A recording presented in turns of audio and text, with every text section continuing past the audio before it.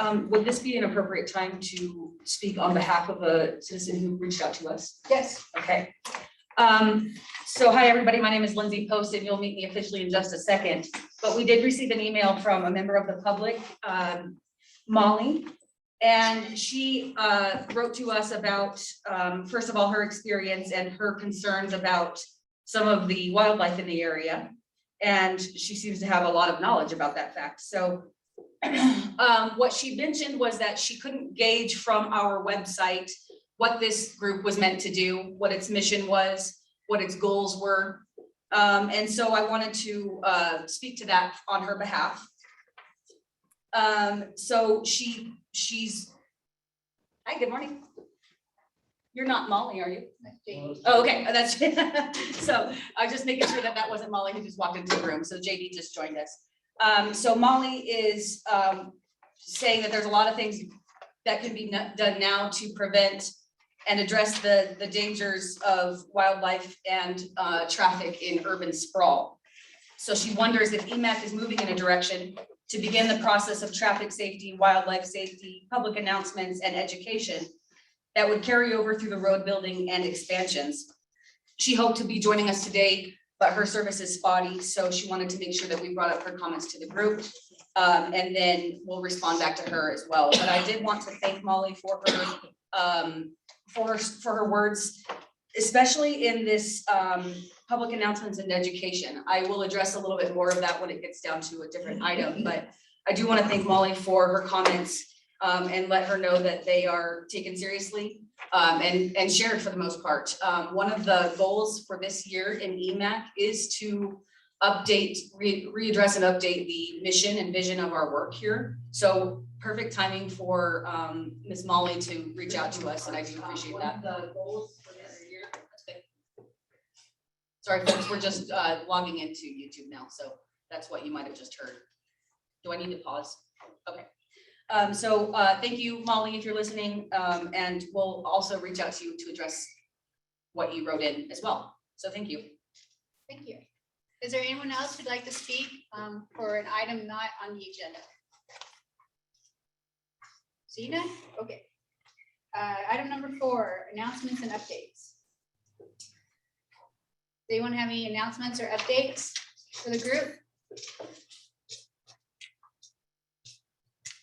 Nope. Okay. Moving right along there. Simple updates. Thanks, Chairwoman. I appreciate it. I would like to introduce, Lindsay got a chance to introduce herself, but we'll give her the floor, and she is our new transportation planner, replacing in the office Daniel Harmonick, and she'll be the staff liaison for EMAC. But if you want to introduce yourself to the group, a little bit of background, Lindsay, welcome. Sure. Hi, everybody. I'll stand because I'm very, very important. My name is Lindsay Post, a new transportation planner here at SIMPO. I came from ADOT, where I was a program manager in the transit section in multimodal planning and in the railroad safety section in the construction engineering office. So I'm really excited to be here. It's officially, I've been here 2 months. So my background is similar to what the work we're doing here, though my education is in public administration rather than public planning. So I look forward to learning a lot from all of you, from Matt Bondi, from the whole team. So thank you for having me. I got into transportation as a public bus driver, actually, in New Mexico, northern New Mexico, in a ski area. All I wanted to do was get a free ski pass, but they made me, choose a career and go with it. So here I am. I then never had another chance to ski ever again. So, and now it's way too expensive. So thank you all for having me. I really look forward to working with you all. The work you do is near and dear to my heart. I consider myself a steward of the world, of the earth, of humankind. So I hope to do good work with you all here today. Thank you, Lindsay. Welcome. Thanks. Just humankind? All of our, we're Trekkies in my house, so we're gonna go species, all species that we might not have even met yet. So Wonderful. So we've had some staff changes. Daniel's no longer with us. Lindsay's joining us as our planner. Kimberly provided her 2-week notice due to health reasons. So I think she attended 1 meeting or so, or 2 with this group. So I will be replacing her position very shortly as a transit planner. And then we'd also like to introduce, we had a vacant seat from Ron James. Would like to introduce the newest member to EMAC, which is John Pratt. John, if you want to introduce yourself to the group. My name, you get the first part right and the last part right. I, longtime resident up here, been up here 49 years this year. I spent 28 and a half years between Yavapai County and ADOT. I got a wealth, most of it I forgot, unfortunately, but I got a wealth of things I was involved. We was involved in a lot of politics up here. And I hope I can make an impact and help with the organization, with EMAC and SIMPO, and make some kind of investment. I have a pioneering spirit where somebody says you can't do that, let's find a way to do it. That's how I feel about it. That's the years I spent in the early days in Prescott Valley on the council were productive, and we came a long way from having nothing but dirt road. We actually got better than one paved road now. Some of them still act like they're dirt, but it's a privilege to be a part of what we're doing. And I got a chance to meet some old faces and meet a younger guy whose grandparents I knew really well. So, but it's a privilege to be a part of you, and I'm in the learning process, I believe. And so we'll see what happens as you go from there. Thank you. Can I ask a question? You may. With all of your experience and your can-do attitude, will you be able to help us when we get to a point and they say, oh, I'm sorry, but you should have asked for that 5 years ago because we don't have the funding now? And Would I say that? will you be able to help us maybe get over that obstacle? I think so, Good. but you can't reinvent the past. You can make it better. And so we gotta find where I've always been at. I don't know if I don't know how many people like MASH. I'm one of the guys, I'm an old MASH guy. I spent 3 years in the Army during the Vietnam War. And I'm one of those guys, if somebody tells you you can't get that, I'll find a way to get, that's just the way I was. And although, you know, I don't want to do anything illegal, but if you need a tank or something like that, you're on your own. But no, I'm just one of those guys, if somebody asks me, why can't we do, or is there another thing?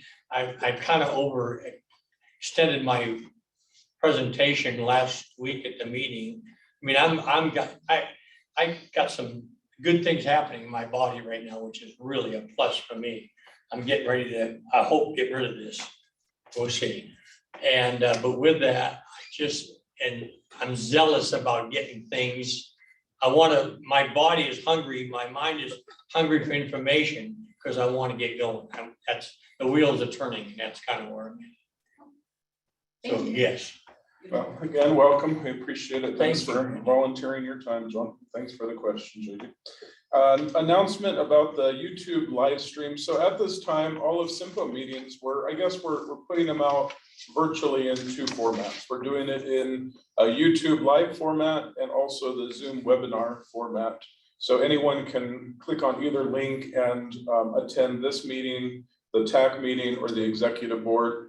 For now, it's a little bit of a juggling act, and we feel like we're probably duplicating our efforts. So I never want to limit public engagement whatsoever, but staff has asked if we can maybe right now focus on one virtual platform or the other. So we are choosing Zoom.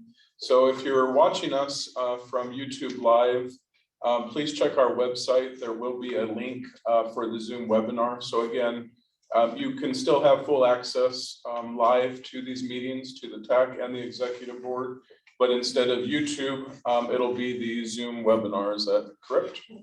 All right. So this will be the last month for YouTube Live. As I understand it, we actually still will put our recorded meetings on YouTube, but if you're looking for live, it's the Zoom webinar link. And I think that's all my announcements for now. Okay. Thank you. Okay, consideration and possible action to approve the October 18th, 2021 special meeting minutes of the EMAC. Does anyone have any remarks or changes or anything? No? Do we have a motion? I make a motion to approve the October 18th special meeting minutes notes. Okay, we have a recommended approval by Elizabeth and a second by JD. All those in favor, say aye. Aye. Aye. Any opposed? Nope. Okay, pass. She abstained. Okay. I wasn't here, so I don't know what happened. Okay. Number 7, review and discussion of the Sundog Connector Design Concept Report and Environmental Overview Project. Any Thanks, Chair Tammy. So I'll kick this off and then maybe turn it over to Lindsay to fill in some blanks if I'm missing some here. So we've been talking a lot about this project. In fact, I've been at SIMPO now for a little over a year, and I think it was in those first early weeks we started talking about it as an organization. The Sundog Connector was on our 5-year priority list, but it was at the end of our 5-year priority list. With the conversation at the strategical retreat last summer, the consensus was to move the Sundog project up to year 1, which we are in year 1. For the last year, we've gone through the process of jumping through the hoops with the technical committee, the executive board, identifying the planning funds and so forth. So here we are, we're ready to kick off the project. We have selected a consultant who is joining us. In the consulting firm is called AECOM. We've worked with them in the past on many projects. In fact, they're doing a few projects now. They are currently working with the widening project at 69 in front of Lowe's. They're currently doing the on-ramps evaluation for us at 89 and 89A. They've worked on regional transportation plans. So AECOM has a great deal of familiarity with our area. The project managers, which after Lindsay goes, we'll let them do some walking through this. But the project manager is Matt Bondi, who's joining us virtually, along with his wife, partner of the company, Kate Bondi. So they're waving to us on the screen there. Kate and Matt will give you a moment in just a second here. So just a reminder to the group, we are at the very beginning part of this stage. So we've officially given them this notice to proceed. There are no dollars committed for the construction of this project. The question that was posed, and many of you were at that strategic retreat, was what projects can we take to the next step to put in the best position for the near future? If you've been following this, I think it was the executive board that finally approved this about a month ago. I took the executive board, it took about a half hour, but I basically outlined that this project has been in the community for a little over 25 years, the discussion of it. So it started with the city of Prescott with some of their earliest plans, the Prescott East Area Plan, general plans, but it has been talked about for 25 to 30 years. The intersection in the town of Prescott Valley of Sundog and 69 was constructed in the year 2000. The intersection in Prescott on Prescott Lakes Parkway was constructed in 2010. So I just give you a couple points in that SIMPO, as much as we would like to take credit for this idea, we get zero credit other than to take the next step. But it has been a part of the community. So I do know that many people may be watching or have asked questions, you know, where is this coming from? Why are you doing this? From a planning organization, we're taking the next planning step. And that technically is called a design concept report. This is the next step after the 2013 study that the city of Prescott did that essentially identified that really popular image we have with the bubble and then the 2 endpoints. And inside that bubble, there was 4 possible routes. Well, this design concept report is going to see where we are after 2013, but really try and get even more specific and try and look at instead of 4 routes, look at 1 route. And it's going to evaluate all possible points. So number one, it will in the end have a no build option. What if this road is not built? So that's going to be part of it, because many people have asked, do we really need this? Why not focus on doing more work on 69? We will provide that as a planning option, that this road never get built, but what are the consequences to that? People have asked clearly about the wildlife and the open space. We will discuss that and talk about that with your input throughout this process. People have talked about the exact location of it. Could it be closer to the existing houses or further up on the hill? What about drainage and utilities? What about sound and lighting? All of these things are going to be a part of the 18-month process, which we're starting now. So we have an 18-month process that you have full access to. There are going to be points where the project management team led by Matt will directly engage you as this particular organization. And then there's going to be points where you're invited to stakeholder meetings, where you're invited to public meetings, and you're going to have that opportunity, as the greater public will also have the opportunity. But for the next 18 months, it's critical that EMAC realizes their role, along with the technical committee, to really have a front seat to the planning process. Again, I can't remind this group and anyone else listening enough that $0 have been identified for construction. So I know I've received several emails from the public saying that this is a decided project. Why are you even going through this process? You know what you're going to do, when in fact, I'm telling you we don't. The projected construction cost can be anywhere from $40 million to all the way up to $70 million, depending on where the road gets located. It's a 3.5 mile corridor, but those of you that are familiar with it, there is a lot of terrain here. There's a lot of things that are in the works here as far as the geography goes. I will highlight, there are currently 2 developments that Tammy can speak on that I know she's been working with, and the city of Prescott has been working with over the years. As you come off of Prescott Lakes Parkway, you have the Storm Ranch development, and then you go through some state trust, and then you hit the Yavapai Hills development. And that Yavapai Hills development is a platted development with, as I understand it, with at least over 200 units planned for. So again, just want to provide some clarification that respectful of some of the opposition to this project, of saying, you know, you're wanting to build this road to promote development. As a planner, I would say that development is in process, and we want to try and, if we can, plan a corridor, a road, a transportation project that acknowledges all those things, acknowledges the platted homes to be built that are already in the process, acknowledges what you as an organization or as a committee wants, what the greater public wants, realizing that emergency response has been a significant conversation piece. The city of Prescott had a presentation by, I believe it was the fire department about 2 months ago, looking at emergency response times.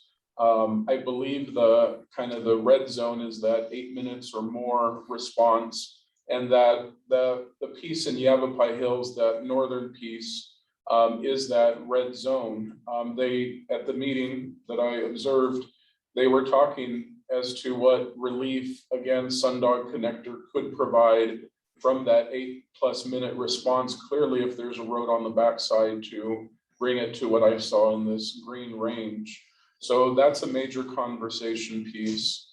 In the scope, we did put in, again, a very significant part to the wildlife corridor. As most of you are following, the new federal infrastructure bill has made a significant commitment of dollars across the board, but in particular, some real buzz has been given to dollars that are put forth for what is part of your mission. And again, looking for the outdoor space, looking for wildlife, transportation, safety projects. I think the last part I just want to hit on, I had a meeting with the town manager of Prescott Valley last week He was updating me on the joint project by Yavapai County, City of Prescott, Town of Prescott Valley, that is looking to purchase the state trust land of Glassford Hill and surrounding area. And when I say surrounding area, right now, the state trust is part of this corridor project. So again, some emails and phone calls I've received is, by Simpo promoting the construction of this project, state trust will be residentially developed in the future. I can't speak to that other than what I've been shared with is currently at state trust, not open for residential development at this time, but if this county, Prescott and Prescott Valley effort moves forward and is successful, the intent of those three municipalities is to preserve the state trust for open space, for park usage.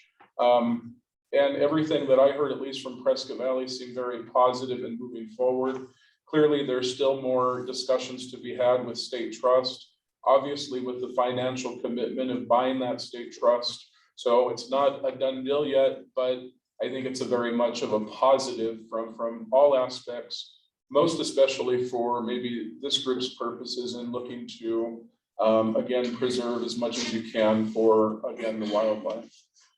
So with that said, I hope I've hit on at least my highlights. Lindsay is going to be our project manager from the Simpo staff team side for the next 18 months on the project.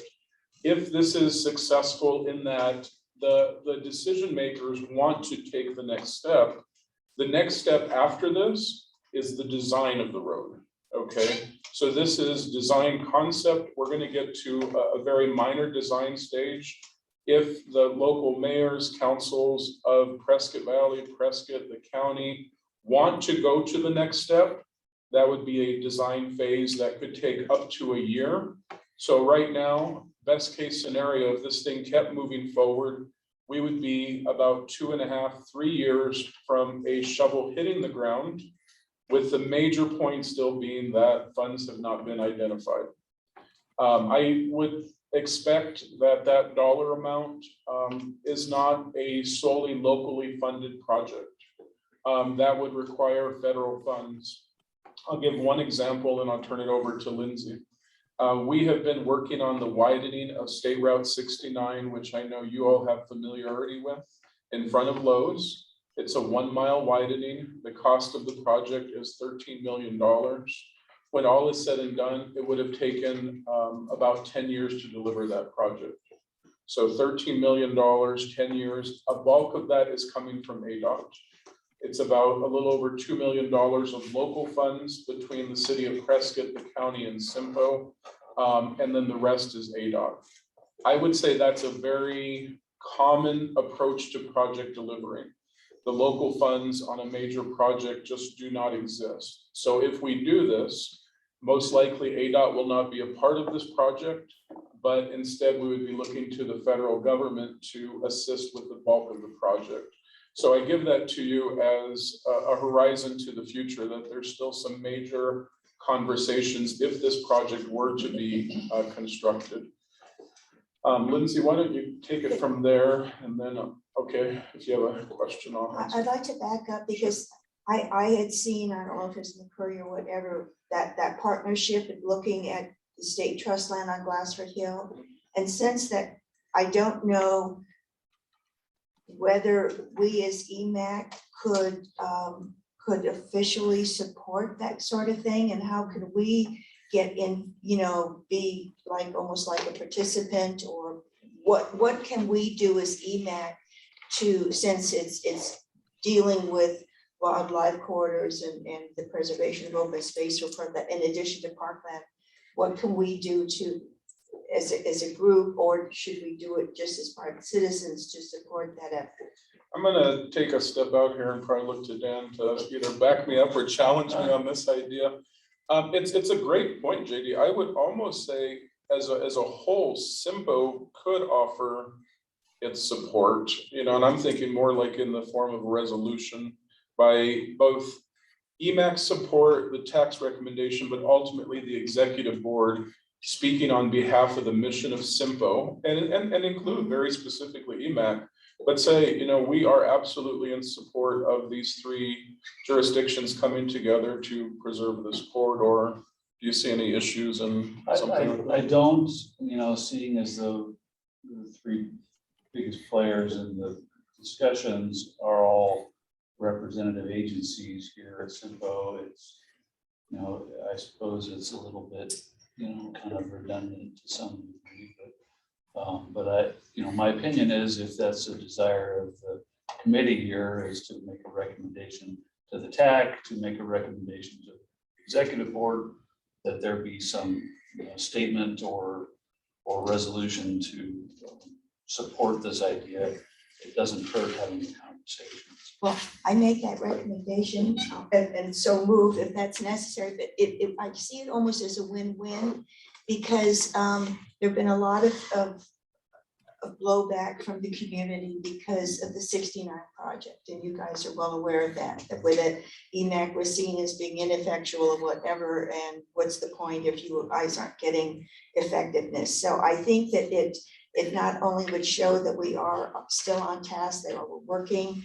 I just, and I think that that would help the general population as well, our community as well. And it's, you know, you guys are already in on it, and it may be redundant, but I think it's a PR move as well as a potentially action move. I think it would be very positive.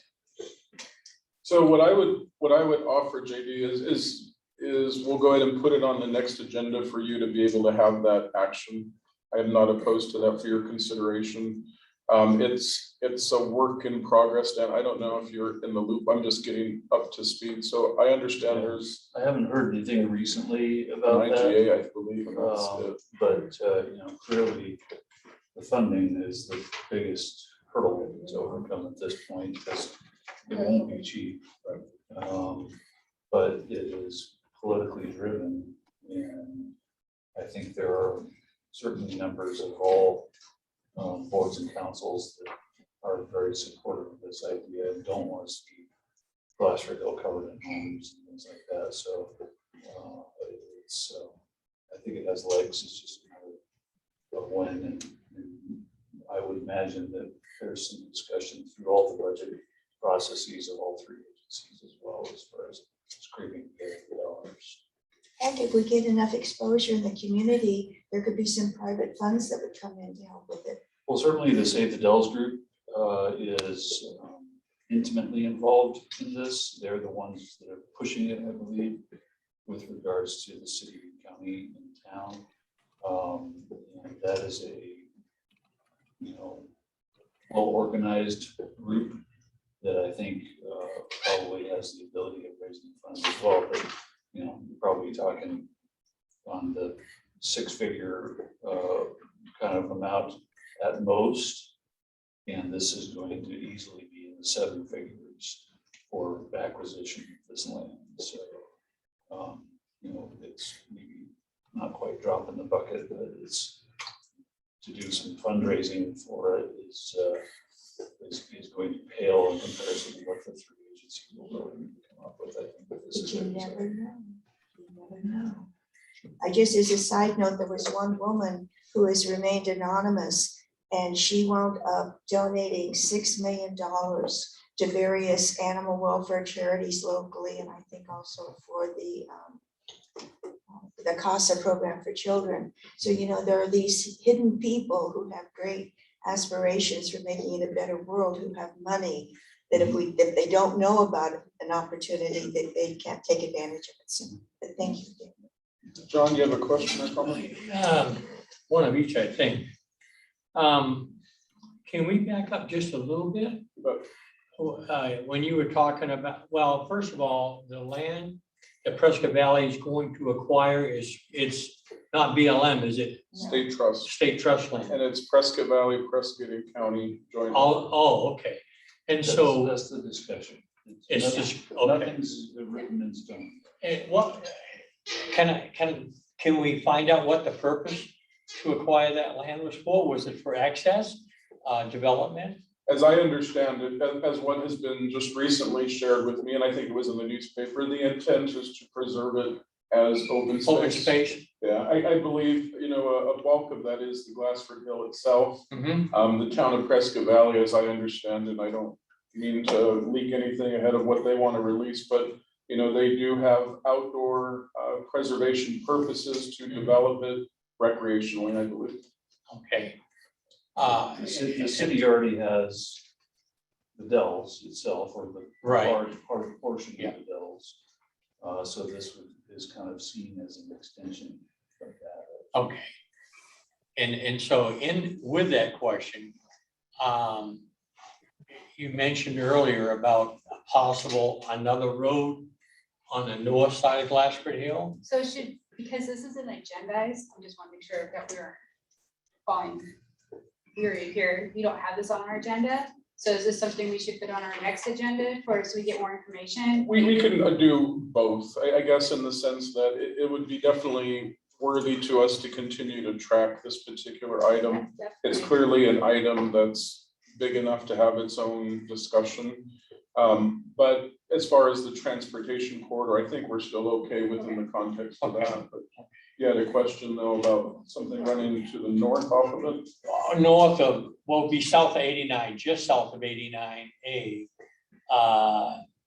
But is included within that connector perimeter for the one south. I still have some questions about the southern road and the elevation, because we already know we get a little bit of snow. If any of that road is hid, it's got ice on in the wintertime. It doesn't happen, and then we don't have, I think everybody agrees that Highway 69, the traffic counts are terrible right now. So it would probably alleviate some of that. But is it gonna be more an internal road or in addition to Highway 69 widening? We're not gonna see that for a while. So I guess a couple comments on that, John. At this time, there is no additional road coming north off of the Sundog connector. We are looking at making connecting points that would go south, possibly into the Yavapai Hills development and possibly Diamond Valley, but that'll be evaluated. That's number one. Number two would be the 69 corridor. So we have another agenda item because SIMPO is going to be running essentially two planning studies parallel, if you will. We will be doing this Sundog project, and then we're going to be doing a master corridor plan on State Route 69, which will basically run from the intersection of 89 in the city of Prescott to the 169-69 intersection at Dewey Humboldt Prescott Valley. We're going to look at that 15.5-mile corridor and prioritize how do we begin addressing the various segments of need. Yeah. So maybe we break it up into 20-some segments and we say, look, we got a bottleneck here, or we need to add an additional turn lane or an additional median, or again, look at the wildlife corridors also along 69. The reason we're doing this is that 18 months from now, we want our decision makers to have information on 69, and we want them to have it on the Sundog connector. And again, the various decision makers will then decide, do we prioritize more work on the 69 corridor, or do we go with this brand new east-west corridor road? So I guess that would address some of the issues about 69. And so with that, then this new corridor connector between Sundog Branch Road through Yavapai Hills into Prescott. The road's not there, so you can't get an impact study. Only from the cars that are internal could possibly use that road. And so to me, I understand it's gonna be advantageous for us to have that, but does that outweigh the fact that your traffic impact study, it doesn't exist for a road that's not there yet? And how are we going to decipher how many people are gonna go to Prescott? You can't, I don't know how you're gonna do this. I think the road's a good idea. The question is, how useful is it gonna be? But if I may, Sure. you can say these, Thank you. So that's part of what will be assessed in the study, Okay, is AECom will develop a traffic model using the regional model and plug these things in and make some determinations as to what volumes we're anticipating may occur. And it'll vary depending on which of the alignments we are mhm, running through the model. And with regards to geometry, you're absolutely right. I think all of us are interested in what the geometry is going to have to be because the slopes out there are steep. yeah. No doubt about it. Well, I think there's an intersection out there right now that doesn't fail in peak hour traffic. There isn't any. They're all the same. And my concern is, the land's already been set aside. An open area has been set aside, but if it doesn't pan out cost effective, it's not gonna be cost effective. You're gonna have to have access to the land, so how is the cost effectiveness gonna be applied? You know what I'm saying? And I think too, I guess, two comments. Let me partially address that, and then in just a moment, Matt will speak to what Dan was saying a little bit more technically and share what they plan to do to answer your question technically. Kind of, I got in at the end of the line here. I'm sorry. I No apologize. worries, it's all good. We want to bring everybody up to speed. And then I just lost my train of thought completely on that. Sorry, That's all right. sorry. So let me do this. Let I'll me take ask this. Matt, just while we're on the topic. Don't mean to skip Lindsay, but we'll go to Matt. Matt, do you want to address that and then maybe share with the group a little bit more of how your team plans to address the next 18 months on some of these points, especially as they relate to the EMAC group? And you're muted. Whoa, that was weird. It's a little lag, just click it once. There you go. All right, there we go. I think I got it now after I clicked it about 10 times there. So yes, I can take that there. So I guess real quick, just to give a really quick introduction on who I am. As Vinny had mentioned there, my name is Matt Bondi. I am a project manager with AECom. AECom was lucky enough to get selected by the Simbo Group to be the lead consultant for the Sundog Connector project. So myself as the project manager, I do have two AECom folks on today as well. So Kate Bondi, who has, done a lot of work up in the area, managed many projects, and she is kind of our lead, one of our lead traffic type of persons. And also Jessica Ritz, who's on the phone as well. She's our senior environmental planner. So we're just want to say thank you for letting us listen in here and give a little introduction for us here today. And maybe if we want to tackle that first question there first on some of the traffic volumes and some of the projection type stuff that we're planning on to do there. I guess Kate, if I want to throw it over to you, she's kind of our one of our lead traffic modeler type things there. So if Kate, you want to jump in there and maybe tackle some of that question? Sure. So there's a couple things that are going to be addressed with the traffic actually. So number one, just like Dan said, we're going to have model projections that will include the route and be able to say and how much volume is going to go to this and what kind of connections. And in that traffic model, we have both the reroute potentially from SR 69 and what that volume is with it and without the Sundog corridor, and then any different type of alignment that we use.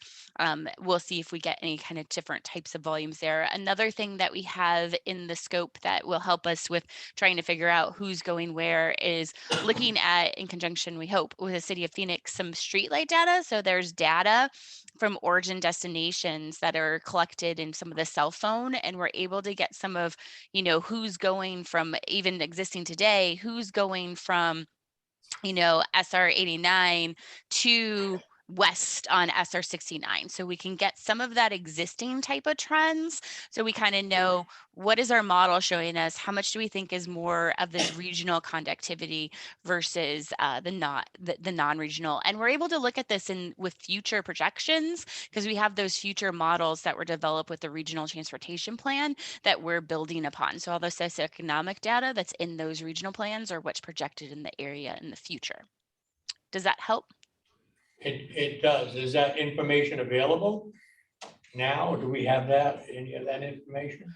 Well, we're just kicking off the project, so we don't have Okay. any of the information. Like, we literally got our notice to proceed a couple weeks ago. We're just kind of getting set up with, like, what is our public involvement plan? What is our plan with you guys? How are we going to incorporate everybody into the project? And then we start collecting our existing data. So we're just starting off the project. That's helpful, Kate. And Matt, will you address some parts of the scope as they specifically relate to EMAC, if you would? Some of the areas that you plan on focusing on as a consulting team? Yeah, definitely. And kind of as it was been discussed a little bit more. So, and kind of what Kate said there as well. So we've just very recently received kind of that notice to proceed, or kind of gotten that contract in place that we're now able to start moving forward with the project there. So it is an 18-month project schedule. What we're going to be looking at is, we're doing some initial data collection type stuff now, but we're really just in the beginning stages of kicking everything off there. So as we move forward with the project, what we're going to want to be doing is we're going to be looking at some of those potential alternatives that we can evaluate, either a build alternative or also including a no build alternative in there as well. Bringing together the stakeholders and all the groups within the region, the major stakeholders in the regions, that being EMAC as well, getting them involved early in the process. So as we develop these alternatives, as we look at potential alignments, as we look at different scenarios along the corridor, we want to have input from those key groups on what the impacts, if we do an A versus B can be would be. So any environmental concerns that might be through there, any wildlife concerns that might be through there, we want to identify what those are. Then we'd also want to look at any potential mitigations on what it could be to mitigate what that issue would be. Getting the EMAC group involved early in the project, seeing what that issue might be, seeing what the constraint would be, how we could potentially fix it. With that as well, there's usually costs associated with as well. You want to get all that stuff involved early in the process. So as we evaluate these alternatives with the SIMPO group, the technical advisory committee, the stakeholder group that I'll talk about in a second there, we can then evaluate alternatives appropriately and then make kind of informed decisions on the end on what do we really want to move forward with, which alternative looks better, or is the best solution for the region for the future. What makes sense to do, what could help that whole decision process there. So as we move forward with the project, we're doing some initial kickoff type stuff with the SIMPO agency right now. As we move forward with the project, we're going to be establishing, or we'll have established a SIMPO technical advisory committee that will want representation from EMAC and some of those other stakeholders within the area to be involved with. So as we're moving forward with the process, as we're developing alternatives, we're getting the input inside of our alternatives that that the group wants. We want consensus as we move forward with the whole process here. So we get when we get to the end of it, everybody within the region has had a chance to put their ideas or their needs in there as well, so we can appropriately evaluate it. So we'll have a SIMPO technical advisory committee. We will also have some individual stakeholder type workshops where we'll be bringing in some of the other stakeholders involvement as well. So EMAC and some of the others as well, where we'll have some brainstorming activities outside of what our typical kind of monthly progress would be, but we'll bring everybody together, and some of the people that might not be at the actual TAC meeting, we'll bring those groups in as well. So we're developing alternatives and getting input in there as much as we can. So we'll kick the project off very early, probably coming in May. We'll have some of that stakeholder workshop coming very soon as well. So probably hopefully within that May timeframe.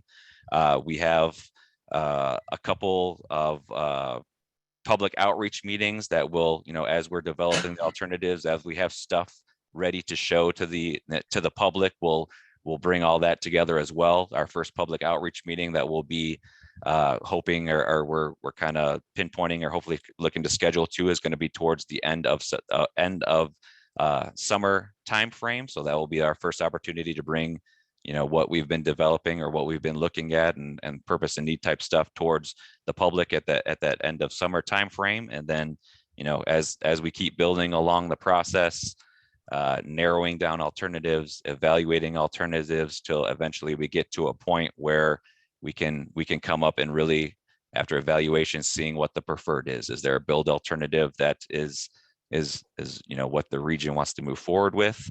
Is the no build what the region wants to move forward with? But working it all the way through there till we get to a point where we can have consensus on a selected alternative, whatever that might be. And then again, the 18-month time frame where we've taken it all the way through there.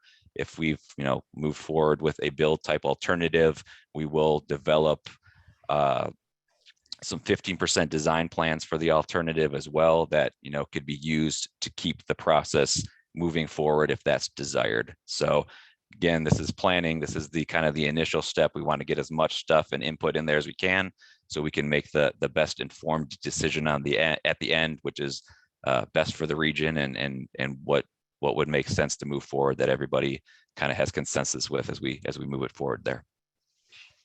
Thank you. Thank you, Matt. I see there's a question by Councilman Montoya. If I can just add one comment before we go to our question. Probably put an asterisk next to the no build scenario.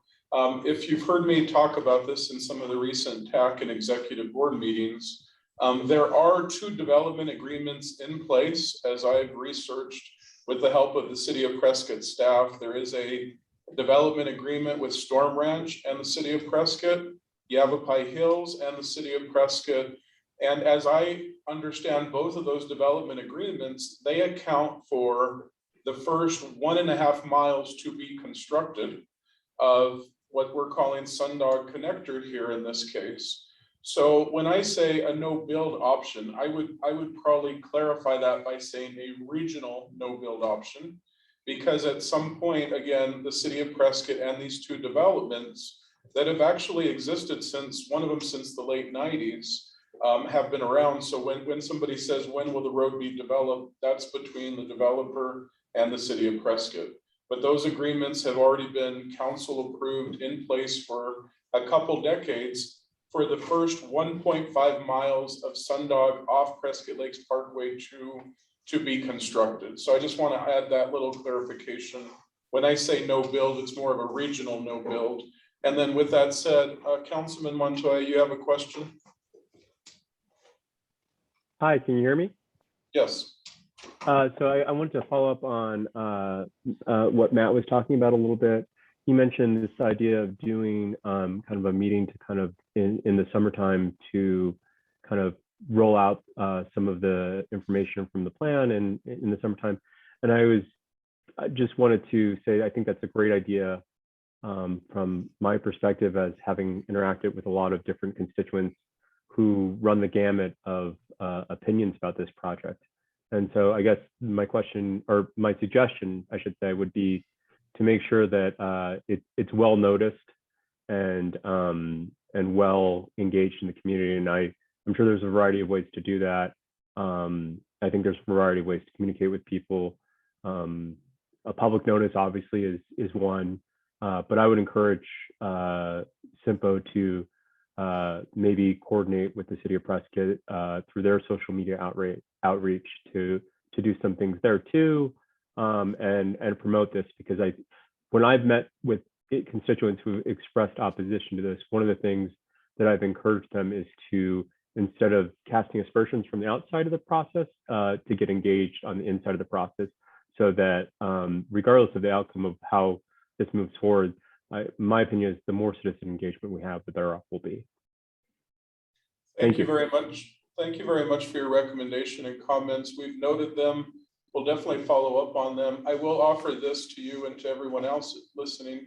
1/4 of our budget we have committed to public engagement. We do realize clearly throughout the decades, especially the 2013 Met meeting and beyond, the sensitivity to this project, the need for a greater public engagement.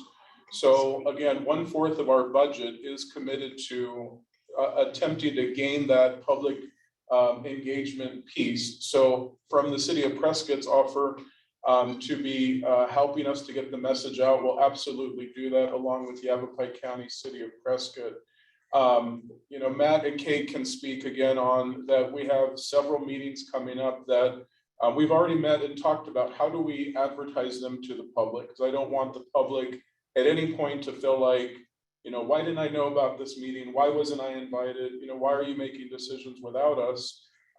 More than that, to Councilman Montoya's point, we're going to have meetings coming up, but we need to be we need to communicate what each of those meetings are for. Some of those are, again, some simple data collection points, some stakeholder input, some greater public. So we are going to be putting out some information that's going to help to explain what the meetings are, when they are, and what the purpose of those meetings are.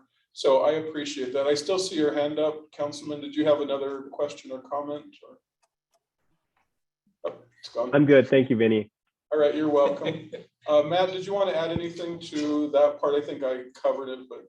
Yeah, I think you covered it, but yeah, I mean, that's one of our biggest early action items is, you know, as we proposed on the project, you know, as you said, public involvement is a major component of this process. We want the community and the stakeholders involved, and we want them, you know, to feel, we want them to have their input included within the entire process there. So kind of some of our early action item stuff is we'll be developing further our official public involvement plan.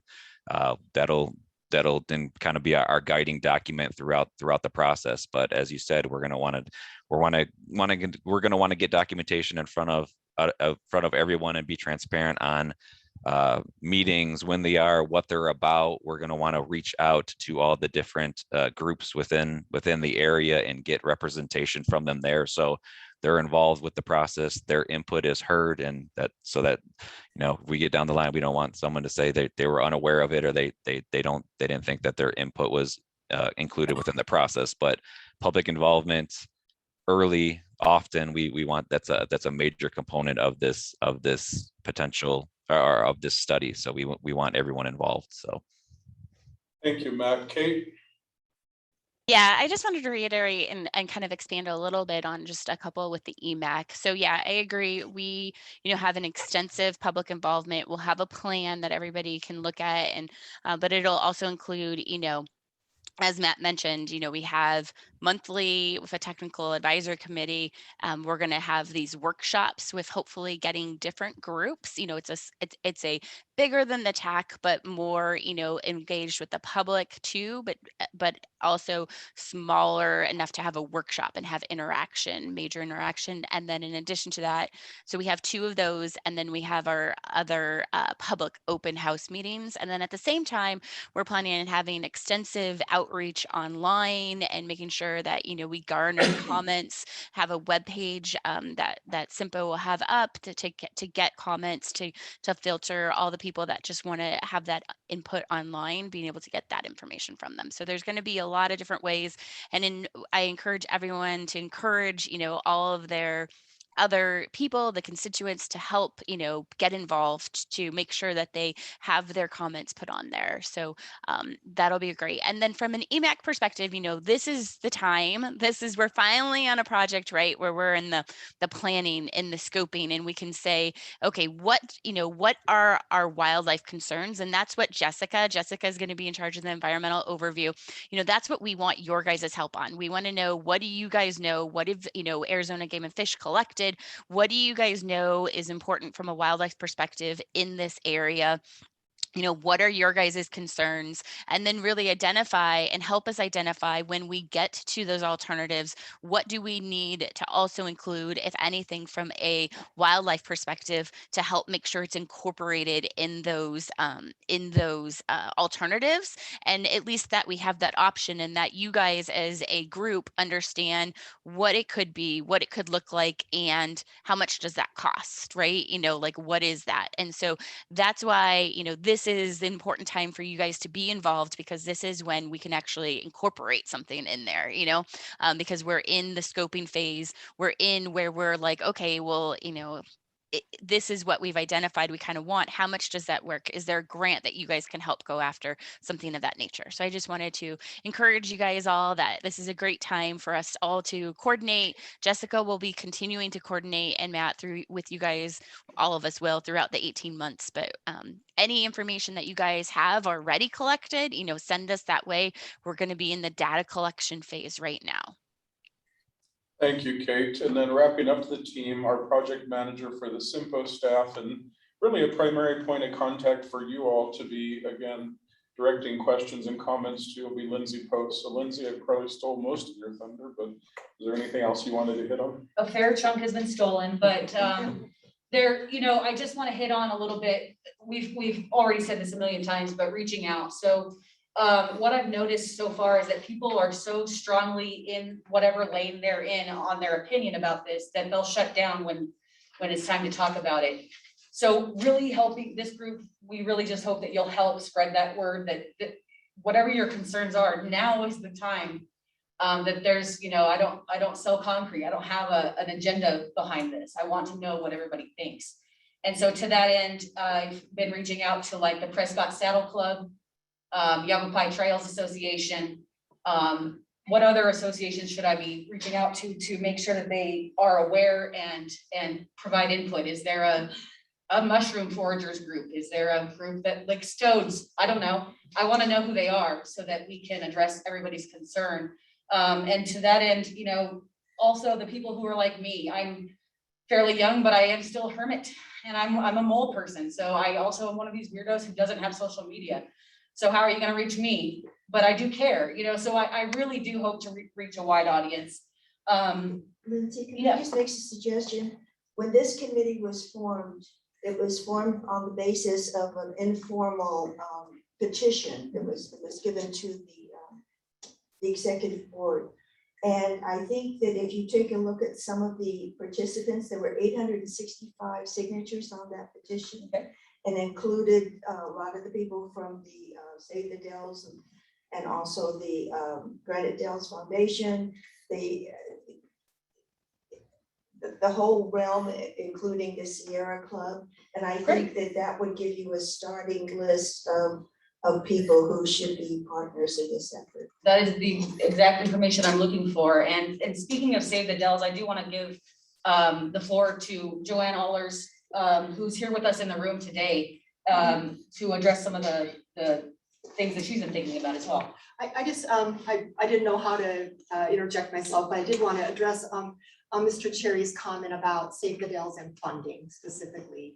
Save the Dells is not a funding entity. We're a grassroots political action committee, engaging the public, doing a lot of outreach and social media and education. And Vinny and I have talked already about our supporting SIMPO and EMAC in their outreach and notifications of meetings and workshops and so forth. We do have a very wide following and who are very serious about keeping involved with local issues. And so we're very happy to be a transmitter and a partner as we can be. Also, what just came up with what you were saying is the group of environmental groups. I happen to know the Granite Dells Preservation Foundation, which is like a sister group to ours, who is actually more into grant writing and fundraising. We had a big event at the Finn last night, a big art auction, which was very successful. They are compiling a list of environmental groups. A gentleman named Pete Sherman is kind of interested in collaborations. And so that might be something I can share with you, and more of a group thing. I know JD has more of maybe individual list for your ideas about that. Isn't Chuck Bunner a board member of the Preservation Foundation?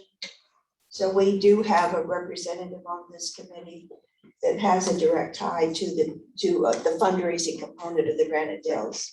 And to be fair to the agenda, there actually is going to be an item. So we'll talk a little bit more about that, because a lot of my ideas I have are in the same line of thought. So thank you for that. Absolutely. Thank you for sharing. Appreciate the clarification too, honestly, Yeah, that's sure. of great value and JD was the one that suggested that possibility. Have always been under the impression that it was really, politically driven with regards to the three agencies that are all having Right. discussions on this that's We wish we had. the more money, idea is, Jeff.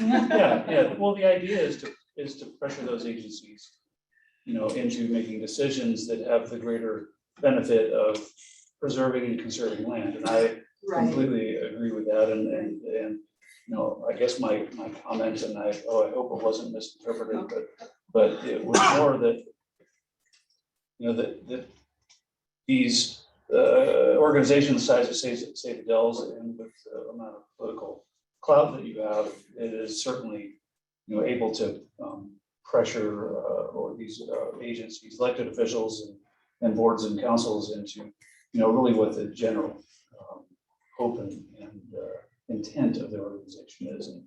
And that is something that, those of us that work for those organizations, we are listening and we're paying attention to those things. And, while this project, as Vinnie has touched on, has a long history of planning and intents as to, from a transportation standpoint, I do think there's an ability for everything to exist, together. But really, I think as being a long-time resident of Prescott myself, I certainly don't want to see Glassville go up to things. So to me, I think acquisition of these lands would be a wonderful step forward. But it's a little out of my realm as a public works guy at this point. But I certainly want to be a part of those discussions. I don't know, there might be something happening at the city meeting tomorrow about something that relates to that. I'm not sure. Something might happen about something then. And I do want to, again, thank Joanne and meeting with me and part of the leadership team of Save the Dells to have that conversation. I guess I've tried to push off a few because again, it was just so early on in the sense that, at least at that time, we had not even had our consulting team. So I was getting bombarded with a lot of questions from the Courier articles. But the reality is we have nothing new to share other than the 2013 study. And again, our hope is this 18 months is again, that opportunity to ask the questions, to listen, to make proposals, to let those proposals be critically reviewed by all entities and all parties. But I really do genuinely appreciate the partnership to get the word out and say, we're looking for input, we're looking for comment. And that was a very clear offer that the Save the Dells organization offered of saying, please let us work with you to get the information out so the greater public is aware of it. To me, that's pretty golden. Same thing with Councilman Montoya saying, partner with the city of Prescott and their public relations, which we'll do both. So Lindsay has those major contacts and we do plan to communicate that. Do you have anything else, Lindsay? No, I think we've beat this topic to death. Yeah. But with that said, I'll turn it back over to the chair. Again, we're kicking off the process. Matt and Kate alluded to, we'll be doing a TAC meeting with the SIMPO existing TAC. Or actually, my apologies. We're gonna do a technical meeting for this particular project, which will include the TAC. It'll include some other members. We're looking at doing it, I believe, the first week of May, first or second week of May. And then the end of May, we're targeting a stakeholder meeting, which Matt and Kate both mentioned that we would look to have representation again from the EMAC, from our existing TAC and from some other groups. I want to make a note for the stakeholder meeting that our hope is that, again, it'll be open, but we would like, representatives from the groups to speak on behalf of those groups. So rather than have, again, the entire EMAC group come or the entire homeowners association for purposes of getting through it or Save the Dells also, we would like to have, again, the key representatives that represent those different groups. So that's the hope. And then, as they mentioned, a greater community meeting in the summer times would we would be working towards. So with that said, we now turn it over to JD, who has a question or a comment. You keep mentioning the existing technical committee. Is there some big change that's happening Well, to TAC? and that's why I apologize for the confusion. So we have our existing TAC, which Dan is a part of, but Kate and Matt reminded me that they need a TAC for this project specifically. So there's going to be overlap. So There will there's gonna be, be a subgroup? there will or- be a TAC just for this project. It'll include some of the existing TAC members, but it'll expand that to include some of the planners from the area, some other key roles that we just need a regular key input from those individuals. So it'll almost be like a Sundog TAC, TAC? yes, Okay. yes, That yes. probably would, putting that specific name to it will probably avoid the confusion. It's a stack. It's the stack. I'm That's- sorry. Sundog TAC. This- Stack. the stack. We're all about acronyms in here. Okay. So with that said, we turn it over to your group for kind of the initial discussion and what you're looking for, where you want to give your input as it relates to this project. So Tammy, it's all yours.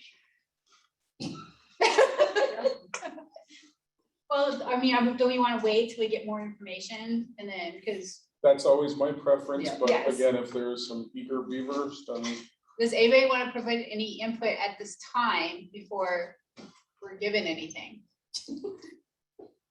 And Chuck turned away, so no. Comment on the unknown. Oh, no? Okay.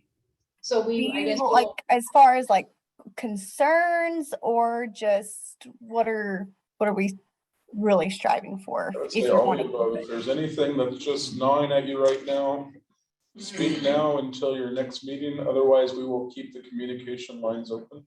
If you can't sleep tonight unless you tell me what you want to tell me, tell me. Now, that does raise another issue because the EMAC has been meeting over longer and longer periods of time in between, but with this coming to the forefront, it appears that we are going to need to go back to having more frequent meetings. And that was the intent when we went quarterly, was that we didn't have anything at the time. We were waiting for all this to come to the forefront. And when we did that, we said, if we need to have more meetings, we can do that. So we had that all set up when we went quarterly. Yes. Matt, I see you're answering Jeff's question, so I won't raise that concern then. And my eyes are really good. I was impressed when I saw some of the names up there, but the question for the group is, who has better eyes? I'll read it off. Oh, go ahead. So Jeff Gagnon, most of y'all know who he is.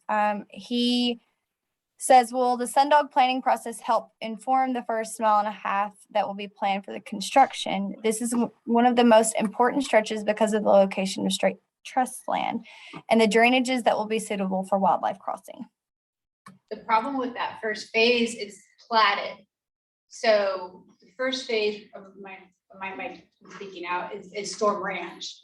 And Storm Ranch is platted, it's private property, it's already platted.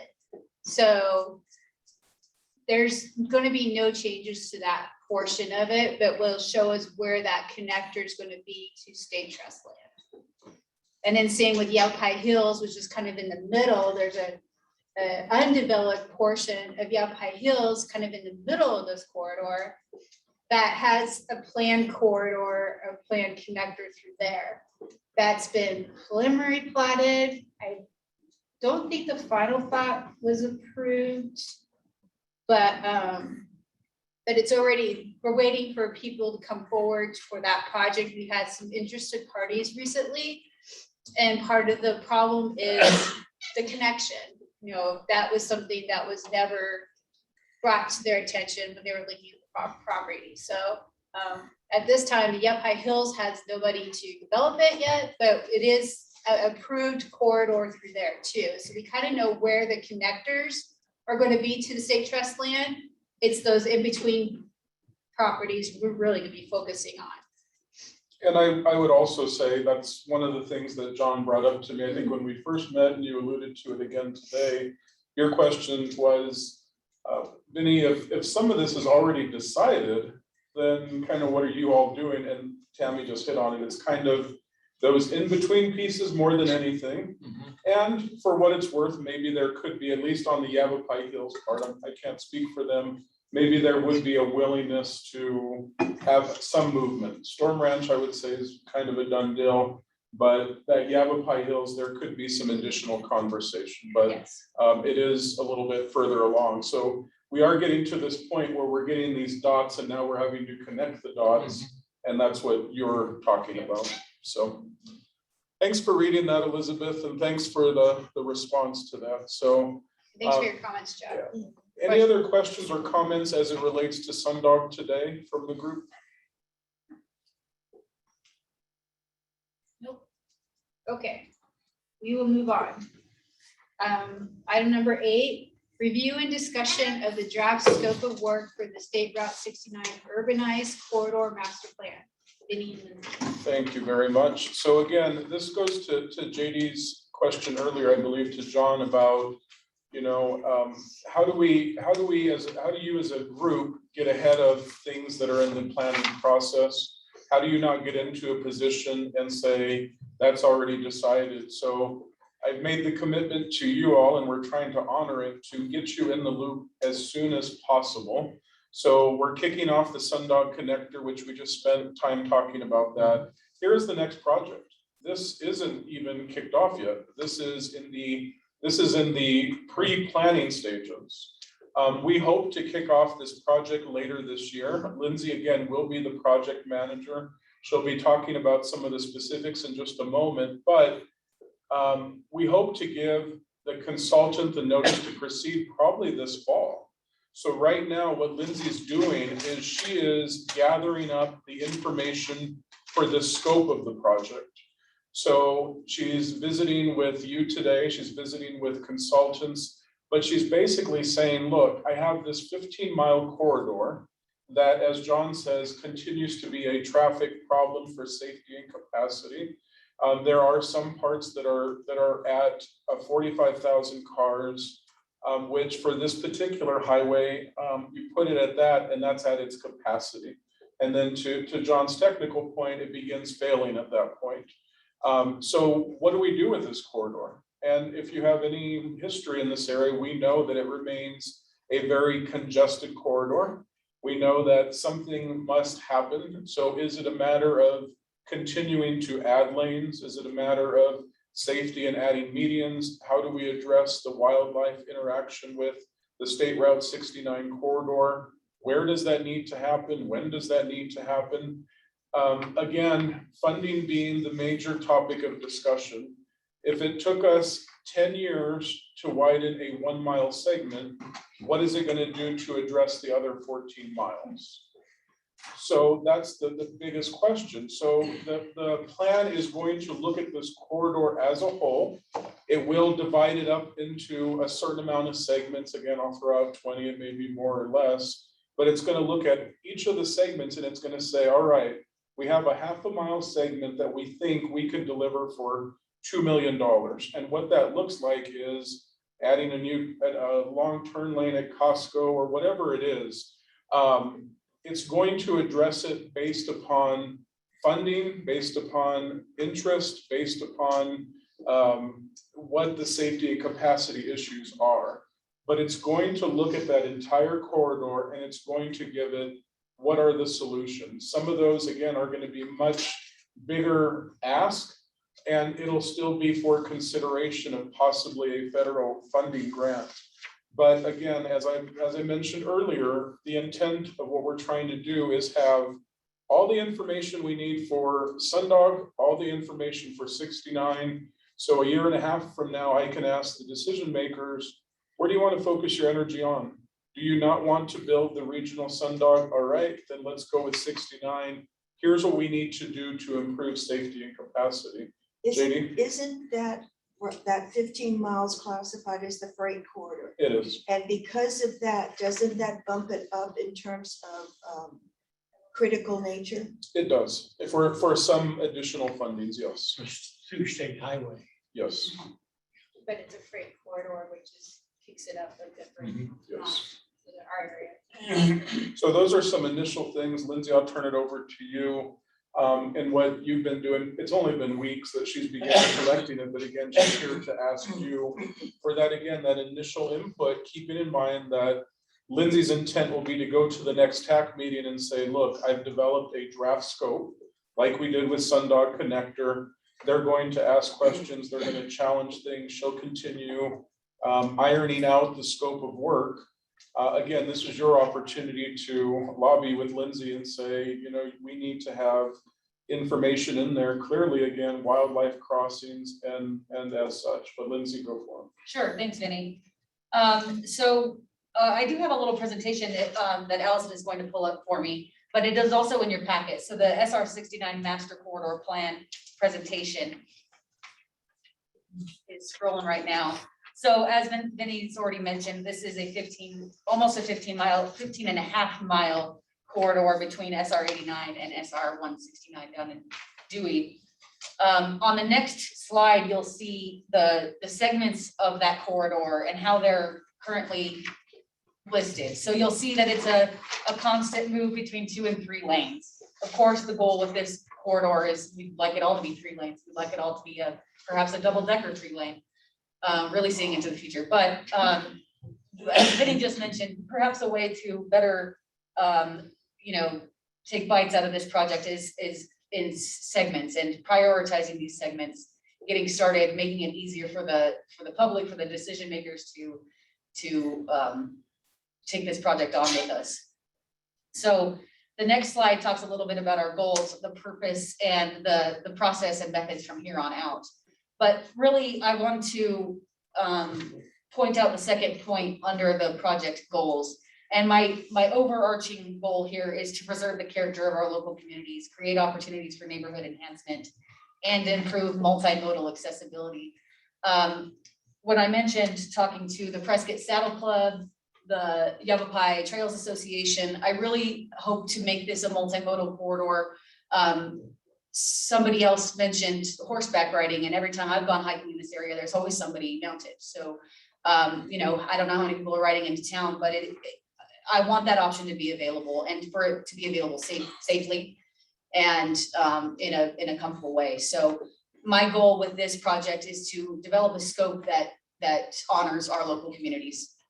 And I think that everybody would agree with that. And I also think that's just an easier way to sell this project to the public.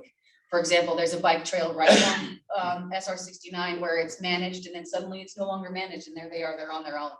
Those are the things we'd like to address and make this a safer and more accessible community. So, because what you're saying is not totally included in some of the written. sure, And I think what you have said is really important and gives a clear picture and maybe, because I don't see the word wildlife sure, mentioned at all in the goals. sure. So, Okay, great. That's really helpful because I think, of course, we're not the only 7 to 10 people who care about wildlife in this community. I was doing a lot of research and we'll address that in the next items on the agenda, but for the purposes of this group, wildlife and ecosystems are most important. And so with the TAC, the actual TAC, SIMPO's TAC, their suggestions were a lot more technical, obviously. One of the members is concerned about smart roads technology as we're moving into the future. Let's be prepared for that. Smart. And so they are addressing the scope to their end. And so that's why I really want to hear from you about the scope here. So as we'll talk about soon, there are funding opportunities. But I do think that championing our various groups that you mentioned before that signed a petition for UMAC, I think. There's another consideration too that we were looking at when it came time to trying to get the underpass at 69, and that was the tie into the trail system, the Arizona trail system. And so that not only, it is a positive, but it also is an economic driver. And I think that we need to be able to justify that the expenditures that we're asking for will have a financial payback.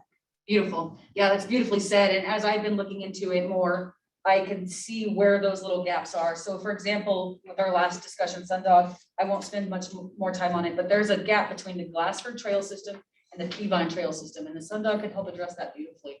And so those are the angles I'm working towards, so I really appreciate that. So we got equestrians, we've got a lot of the biking community, other hikers, you know, there's a lot of community that's very closely looking at what we're able to accomplish. So yeah, those ways that we're thinking outside, you know, I'm not a planner, and so in these ways, it's a benefit because I think way outside the box perhaps than you might before, you know, so I really appreciate these suggestions, and I think this is what's gonna get us a really, really good scope of work that'll benefit the most that it can possibly benefit. So what I would offer, again, this is the earliest of stages. We are literally brainstorming at this point. Lindsay is brainstorming and we're putting on a whiteboard, what about this? Well, no, let's do this, let's change that. With that said, though, she invites you to that brainstorming process. As JD just said, hey, I don't see this in here. This is the time to do it. I would also not limit it just to this meeting. You can drop Lindsay an email or a phone call and again said, hey, what about this? So she will continue to add as she gets it and attempt to shape something, bringing it again to Dan and the TAC for their review and consideration. And she'll be presenting that here in the next month. So again, it's completely open to dialogue and brainstorming. So if you have anything for her today, you can offer it. And if not today, then follow up with an email and she'll gladly take it. So happy to take questions or comments on it. Thank you. Does anybody have any comments or questions at this time? Yes, go I ahead. do, thank you. Are there any propositions of including overpasses in this or? For wildlife or? Well, no, for traffic first, wildlife, I think, Tammy, you were saying last time, when I was here, that wildlife, I mean, experience I have with wildlife, it's all about underground. It's subterranean, is what I've seen work. But you were saying there are some above ground or above terrain possibilities.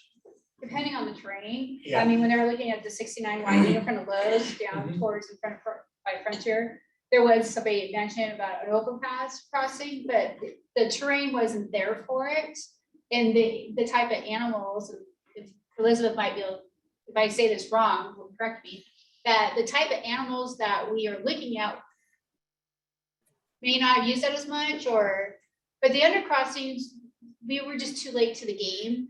And that's why we were looking for alternatives, but the overcrossing would have cost way too much for the project and there was no funding for it. Okay, does Damon Fish have any indication as far as locations are? Because you always see, I used to leave early enough when I come into work, see deer on Highway 69 all Yeah, the they've time. got tons of data that they've been collecting. Jeff, that's on the call, he's the wildlife specialist. And Correct. Elizabeth is a And member of the Elizabeth. committee. Yeah, she's from Game and Fish. And Okay. she's part of this group and they have lots of I haven't seen data. any fish cross the road yet.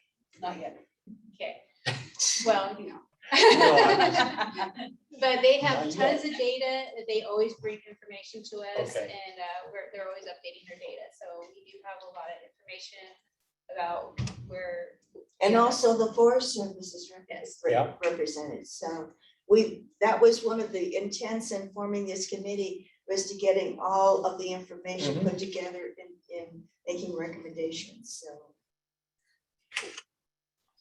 Beautifully said, Tammy. Beautifully Thank you. said. Okay. So yeah, you might be like me, I'm a ruminator. I really like to, wake up at midnight and text Benny about all my beautiful ideas. So you might not have an idea right away. It might take weeks for you to think about these kinds of things, but anytime you think about it, just shoot me a line. We can either talk on the phone or email, or if I'm in Prescott, we can meet. So when it takes me longer to get the word from 169 to in town, I can send you an email. Totally. That's stupid. The construction hasn't started yet, has it? No.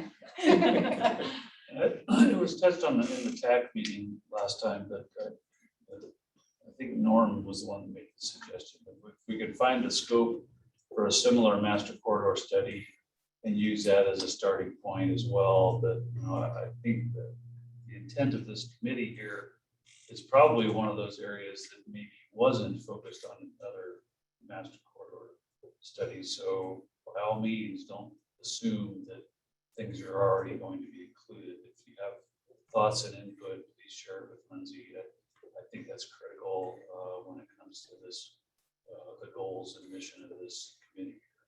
I also want to mention, and for those of you who are my Facebook friends, every time I come across anything that has to do with wildlife crossings, I put them on my Facebook page. So JD Greenberg on Facebook.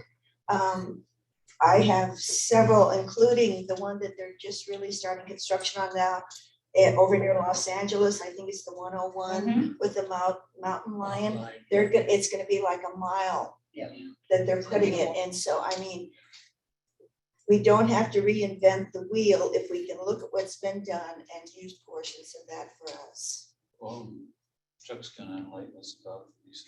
Could I say something about what's been done? As far as this committee is concerned, there is a report that Allison sent out to everybody. And it is a study that ADOT did for wildlife vehicle collisions. We have that on the agenda, Chuck. Oh, okay. Yeah, so we're not there yet. That's the dessert, Chuck. Well, I just wanted to make sure it got in there. Yes, we're it's going on the along. agenda. You're able to hang with us until then, right, Chuck? I hope. I'm expecting another phone call shortly. Okay. Well, all right, so I think, are we done with this one? Sure. Okay, so Chuck, why don't we bump down to number 11 on the agenda, which is the update of statewide wildlife vehicle mitigation plan. And I'll turn it over to you. Okay, right now, it is the final document that ADOT has done studying wildlife vehicle conflicts in Arizona. And it gives ideas on how to evaluate the situation and how to remedy the situation. Crossings and tunnels are not our only option. We've got other options. So right now, the wildlife vehicle collision or conflict report can be used to evaluate all these things that we're talking about for wildlife corridors and all that kind of stuff. So it kind of gives the official viewpoint of ADOT to move forward in these kinds of projects. So basically, the conflict study is a manual waiting for a project. So if you would all read that may help with some of the ideas we have floating back and forth. And also the consultants should also bring forward ideas complementary to the wildlife vehicle conflict study. So I think it's a pretty important thing. ADOT spent a lot of money on it, had a lot of consultants working on it. It was blessed by the state engineer, so it's kind of official ADOT party line now to start implementing these things along our roadways and implementing them in our projects as we go along. So I think that's a really good place for this committee to start in evaluating wildlife vehicle conflicts and what we might want to do to correct that. And that was a large document emailed to you all. I don't think it's in the packet. And if I may, I actually spent all the time looking at it this morning. And it actually noted this segment of 69 as being a high priority. Now, we're already widening that, or at least in the design phase. Are we designing on that? Oh, 69? They're close to the final design, yeah. Okay, so the problem with that is that, you know, it's been identified in this report as a priority, yet we're already beyond that. So Chuck, can you enlighten us as to whether the findings of that report mean anything to ADOT at this point with this particular project? Maybe not with the 69 widening. Okay. But actually some things from the report will be getting into the design, like signage, lights, markings on the road, that sort of thing, which is not the same as a crossing, of course, but it facilitates crossings because it helps us slow down. I know if you have a light blinking and you have paint in the street, people just go by it at the same speed without even slowing down anyway. But it's a way to start bringing attention to this area as well. But this has been the problem with this committee all along. We've been doing this for like 3.5 years, and we always seem to get behind in the funding and the design and all that kind of stuff. And even on this Sundog connector, we're a little bit behind because we have other municipalities that are signing off agreements and all that kind of stuff, which kind of hampers us in selecting and evaluating and looking at good properties that can be used for these wildlife corridors that are also used for bike paths and hiking trails and all that kind of stuff too. So we need to really start looking at that, how we can start influencing that.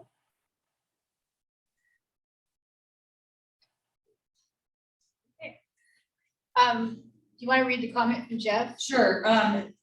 Jeff from Arizona Game and Fish, unless I'm wrong, it looked like the SR 69 master plan, which is what we're discussing now, included the area planned for widening already near Lowe's. Can that culvert that we were too late to the table on be revisited in the master plan for future efforts? It's still one of the most important corridors in the area, and SR 69 is number 3 on the list of the report that Chuck references. So I think my response would be, yes, it's definitely part of the master corridor plan. And I mean, we're looking at the entire, we're not excluding any segment of it. So to Jeff's point, can it be included? Yes, it will be included.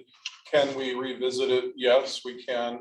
And again, we're looking at probably a 12-month process of evaluating that 15.3 mile corridor, and whatever the consensus is of all parties involved, fiscally constrained, what is the priority? And that may rise up to the top, and if so, then that's our #1 project. So it will be a part of it. So thanks, Jeff, for bringing that up. Yeah, Game and Fish did a really good presentation several years ago to the committee that was really a great presentation. Unfortunately, the money was already allocated to not do something there. And there's already a culvert for critters to get through, even though they're not using it en masse. But no, Game and Fish did a really good presentation on what a wildlife crossing would look like there. And I guess just as a side note for what it's worth, I would be curious, just to put it out there, you know, we have about a $13 million budget for that particular widening. I'm not recalling the tentative cost on the proposed underpass parts that were possibly denied. It went from 1 million, and then when the gentleman from ADOT, I don't know if it was Andy, but every time he spoke, he raised it by $1 million until he got it up to before we finally left the topic, he was at $4 million.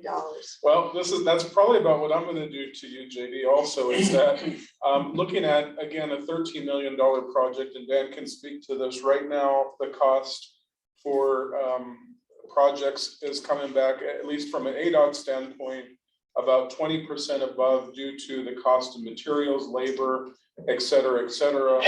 You know, Dan and Public Works is delivering countywide projects, and again, they're seeing, you know, increased costs across the board. So if we're looking at a $13 million project with a potential 20% overrun, that again puts the project as it stands in jeopardy of being able to go into a construction phase. So we're trying to outline contingency funds for it, but I just put that out there just to demonstrate the world we're living in, that we're trying to maneuver through. So, you know, how do we deliver just the core of the project, and then, you know, some of these additional things, and why sometimes does it go from $1 million to $4 million in a conversation, thinking of those additional costs. So keep that in mind. Other questions or comments on this? Or are we good? I think we're good now. Sure. Okay. Go back to number 9, review, discussion, and possible action to identify and pursue potential funding opportunities.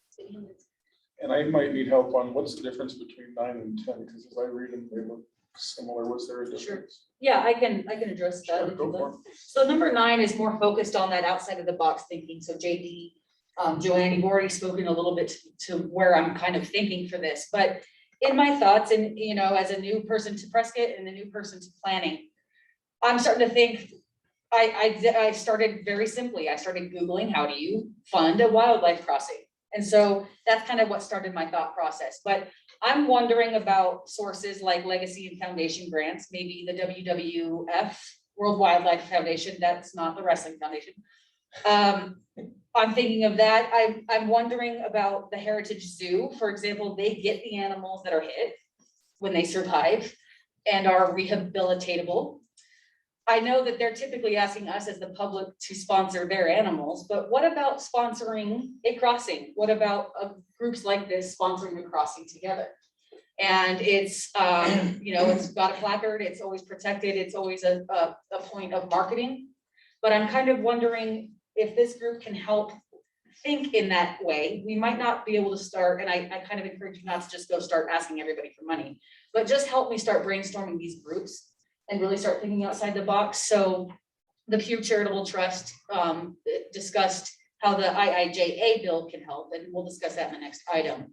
But let's start thinking about some foundations, some legacy grants, some community partnerships that we might be able to be a part of. And Francisco and Elizabeth, maybe there's something you know about your funding streams that can help.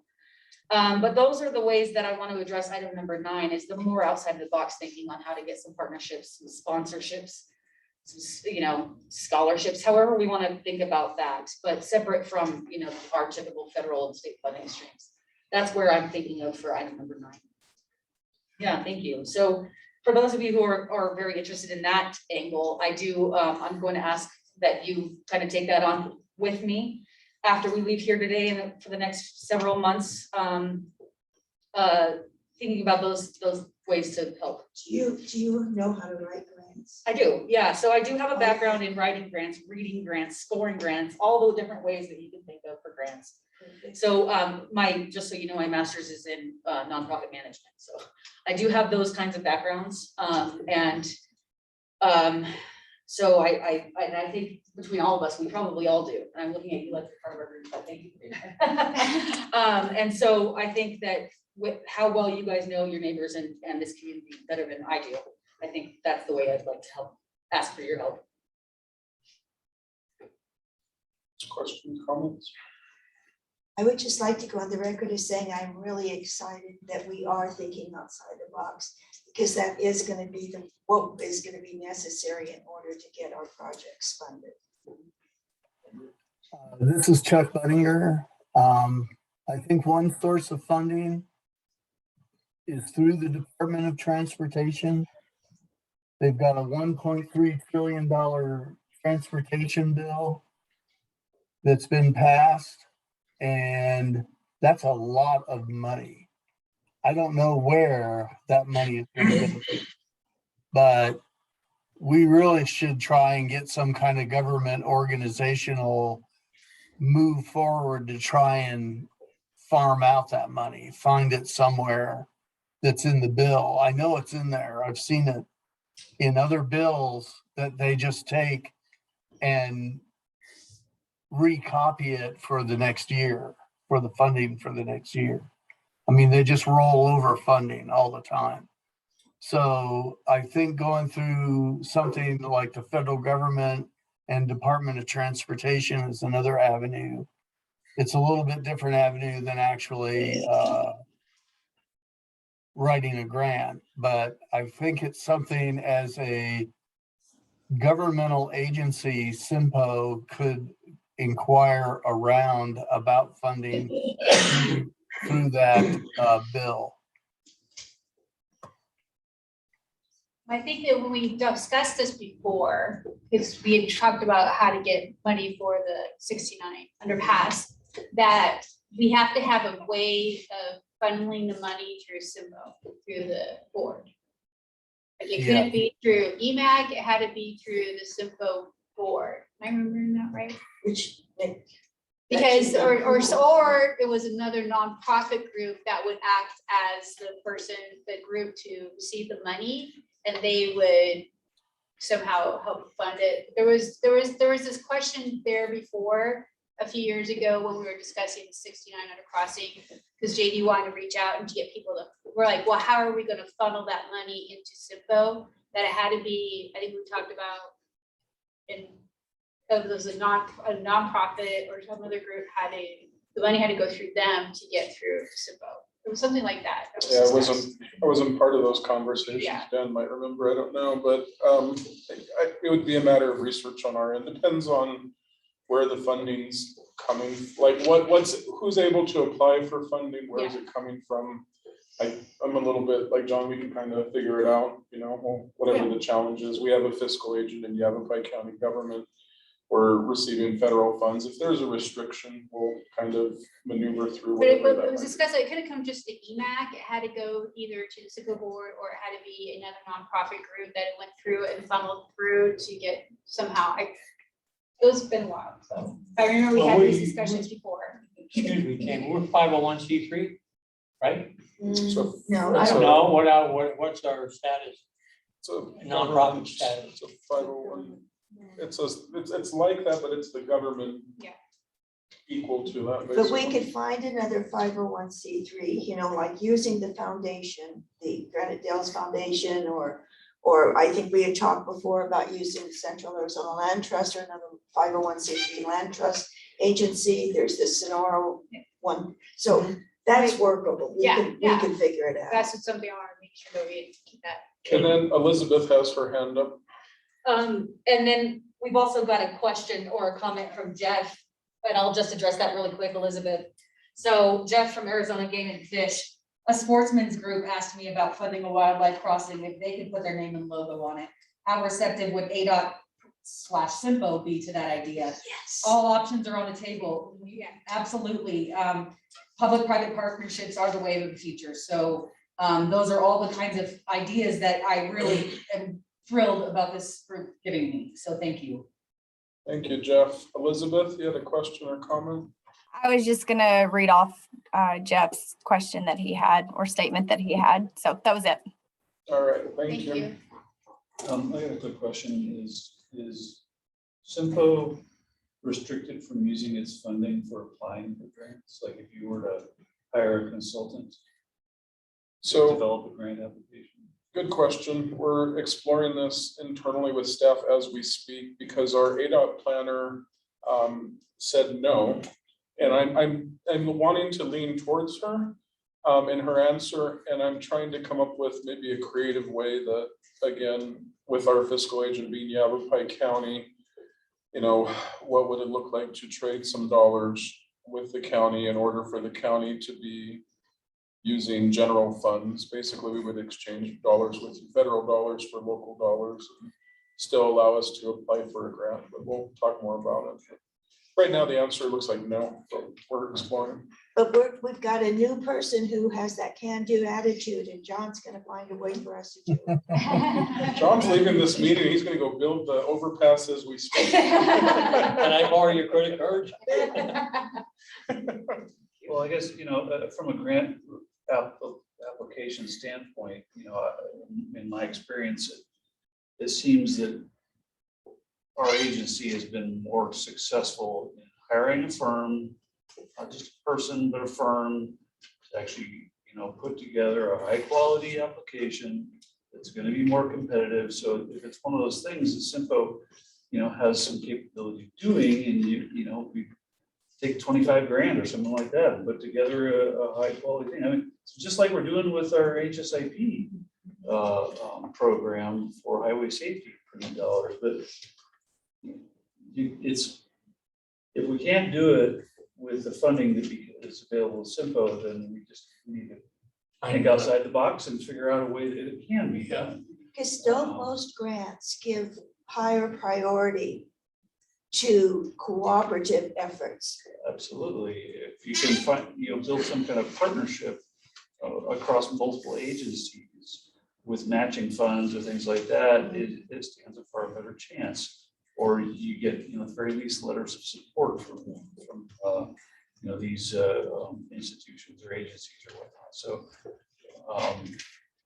that's the kind of thing that speaks volumes. But hiring someone that specialists that do these and have had success doing them in the past is probably the first and foremost starting point, and then build some kind of. So you have to spend money to consensus from make there. money. Well, I'm not going to say that you can't do it without that, but you greatly increase your chances, especially if you're chasing federal dollars.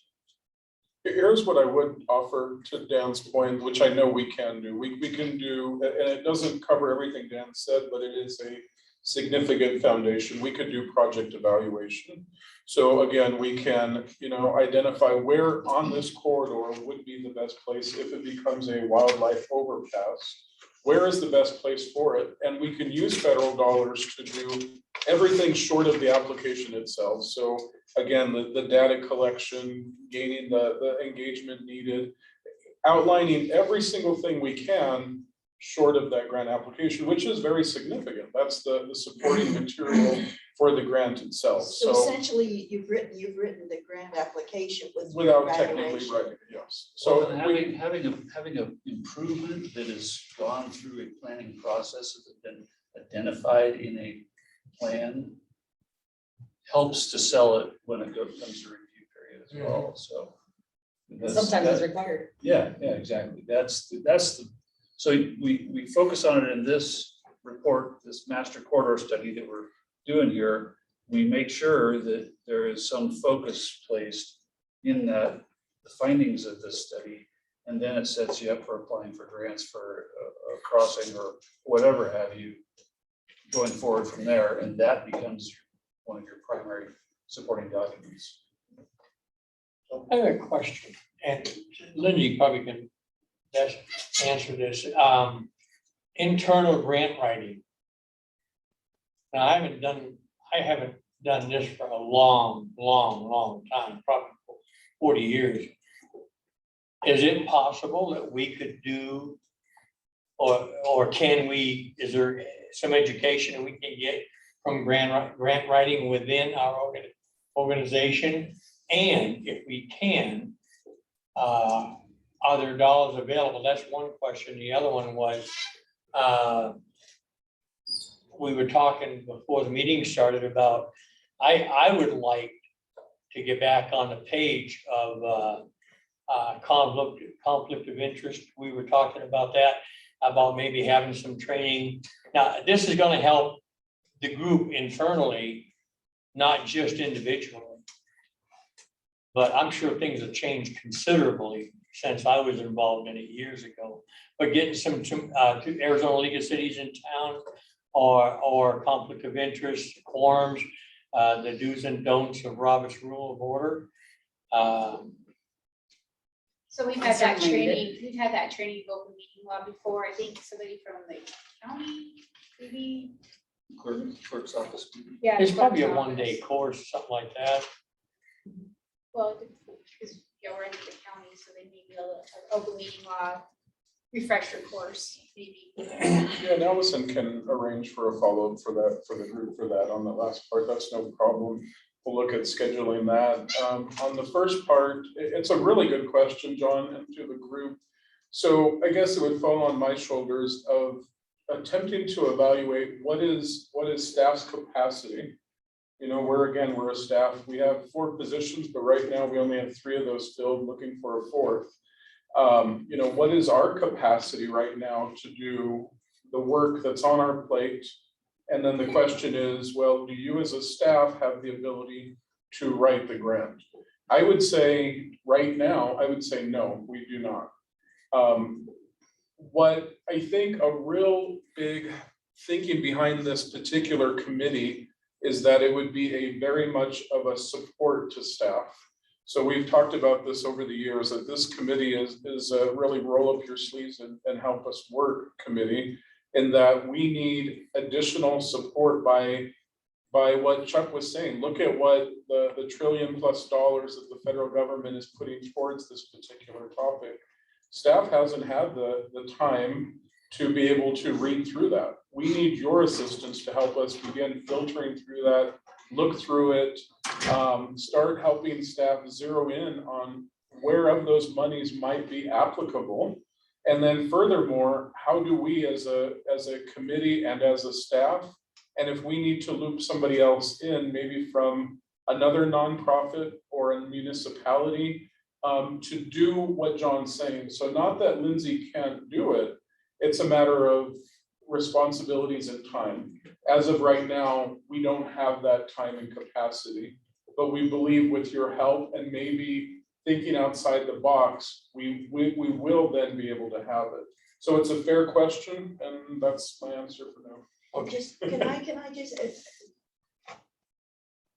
with the Save the Dells Foundation, is it, because Save the Dells period, because you're a PAC, you couldn't help with some of this, but I wonder, do you think that is, well, of course, you have a very close friend who's your husband. I hate to use the term of cross pollination, but. But I'm just it doesn't wondering, work. you know, do you think that he or some of the other members of the executive board for the foundation would be willing to partner with us on some of this? Because there's an awful lot of expertise that's associated with that organization. Yeah, possibly. I could ask someone to give you a call or. Yeah, it's that gonna would be great, yeah. And maybe just like you, have them when we set up something more to look at the financial and the research and whatever. I mean, if he's a former professor, he should know about research, so, Well, but yeah, at any rate, sure. that would be a big help. Right. I think it would, I mean, I don't know how many people are interested in it, but for myself, it would expand my horizon a little bit and allow me a bigger capability of research opposed to just, well, how do you do this or how do you do that? And Actually, we'd asked for this kind of an opportunity years ago, so this is now coming to fruition, so great. thank you. I can't really speak for them, but I can relate. You know, and if not Walt, then maybe somebody else who's on the, you know, or even they don't even have to be on the board, as long as they could function as a representative of a 501c3 in helping us do the research. And I would say we're kind of bridging the two actually, and they're obviously very closely tied together, 9 items, not 9 and 10. So again, as Lindsay was saying, 9 is, you know, let's locally think outside the box or globally, you know, and you're doing that already, which is A great. PhD candidate. Yes, absolutely. That's thinking outside the box.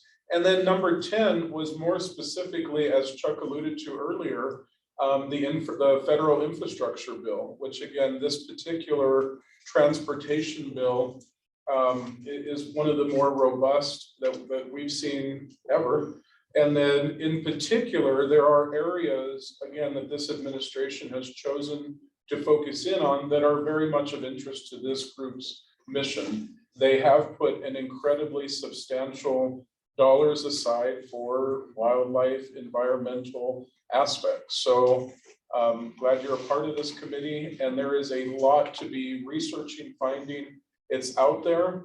I can't repeat enough. Again, we just don't have the staff capacity though to be filtering through it without your help. So help us on it. There is an incredible amount. We are going to be doing, as I mentioned with Dan's comment earlier, project evaluation, because just even from, not even the wildlife part, just from the transportation network side, even though we do this day in and the day out, it's like drinking through a fire hydrant right now. There is so much information coming out so quickly. And furthermore, the timelines are very tight. You know, they're saying, look, you got a month and a half to turn in a grant, and the grant can be anywhere to above 25 million or as low as $100,000.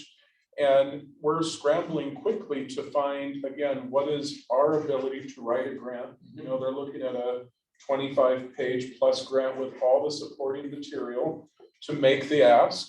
And we're looking at that for road projects. So once again, I would ask for you, and I think I offer this to Lindsay, to work with the EMAC. I don't want to call it like a book club, but that was the only thing that came to mind is, you know, can we provide you a section of the infrastructure bill for you to, on your own, read through it, for Lindsay to circle back with you and say, what have you highlighted? What did you note? This is what I found.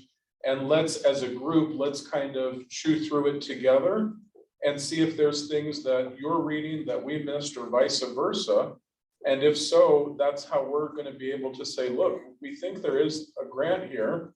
We think we can go after it, and we think we can go after it with this particular project. Because that's basically what Lindsay and I are quickly scrambling to do on all projects. Is there a project that's a priority that lines up with a grant and we can go after it? You know, the other thing that we had to look at too, which came up as a criticism when we were looking at doing the underpass overpass. And that's that we also need to be considering the land on either side of where the overcross or underpass goes. And we need to make sure that there's some sort of a conservation easement that would keep that, keep that corridor open for the wildlife in perpetuity, instead of just building this wonderful $4 million overpass and then having housing development. Now, I have to confess that on Good Friday, I called Mike Fan just out of the blue, because the night before I had talked to someone who lived in the Granite Dells, and 100 years ago when he went to the city to get the plat approval or whatever, I went down and I said, would you please be sure it doesn't have to be 20 feet wide, but put wildlife pathways, corridors through your development. And this woman told me that he had done that. And so I called him up and thanked him for having done that. So, I mean, there are all sorts of partners that we can bring in, including some of these developers. And if they can get corridors or pathways through their developments that would ensure that if we put the underpass in, that land will still be accessible for wildlife. Well, I want to make sure, Deb, I seen your hand up, and I want to make sure that I didn't ignore you. I've It's seen not- it. It's not it's the, what do you call it? Oh, the pointer. hand? Oh, I'm Oh. sorry. It's the mouse Mouse. pointer, sorry about that. Okay, but I want to make sure that we know that Deb's here too. But that's again, thinking outside of the box and getting partners that perhaps before we've considered us and them and not brought them to the table when they can do important things for the wildlife. Well, wildlife running through my neighborhood is a reason why I might buy in that neighborhood, so that's all part of it, you know? So I don't have it, and I have 20 deer going through my yard every day. They So- do across, they just won't They stay just go away through, from. yeah. And just one quick comment, sorry, John. That's all right. You know, talking about, again, getting ahead in these processes, I know Chuck mentioned it.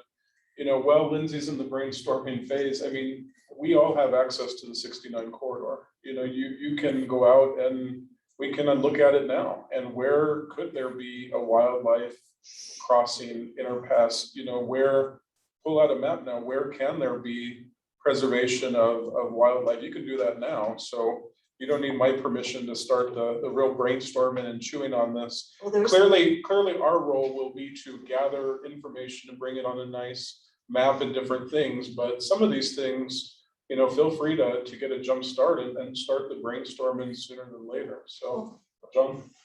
I, in conjunction with a question, a comment, you have to take into consideration on opposed to something like a subdivision is being built, you want to put a tunnel or you want to put wildlife crossing. You can't just do that on a state highway anywhere. I mean, in Payson, I think Tammy might have mentioned, I mentioned it the meeting last week, excuse me. We put a 11-foot tunnel underneath Highway 260, 4 lanes. And the tunnel is actually, they dug the hole bigger than what the tunnel is gonna be, and they had to go fill it with gravel, which means the road sinks and then you've got to raise it back up again. That's not an easy project to do. It's very expensive to do that, but they did that to allow a subdivision owned by the same company on either side of the road to allow animals to go through, wildlife. You can't, unless you have that kind of situation, like JD was saying, you can't put a crossing under or over and just anywhere. You gotta have, because those are always access points, major access points to state highway. You probably, underneath is a good way to go, but then again, you gotta have the access points to do it. And you gotta have the terrain to do it. It's just very, very expensive to put it, you know, it's like, how do you weigh the difference between a traffic signal, as an intersection, or a roundabout? People hate roundabouts. But think about the good PR for those developers who do make those accommodations. Well, if you can do it, that's great. But on a corridor like Highway 69, I can probably pick out on one hand locations where probably would best work. I mean, I've spent years and years driving that road, plus working with it. But Badger Mountain comes down in part of that too. There's some state trust land right over there, because I know 20 years ago, we were trying to get that bought and so, and as long as we're warming up to state trust land on Gladsford Hill, maybe we could get a little Piece of addition that. down here. I mean, if we're thinking outside of the box, nothing is impossible.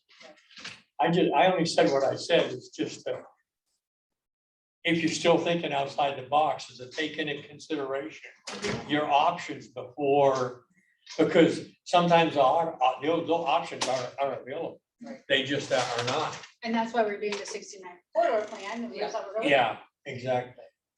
So to close out the discussion about IIJA, I actually did find the sections that are relevant to us. The largest section is about 33 pages, and that's in the climate change section.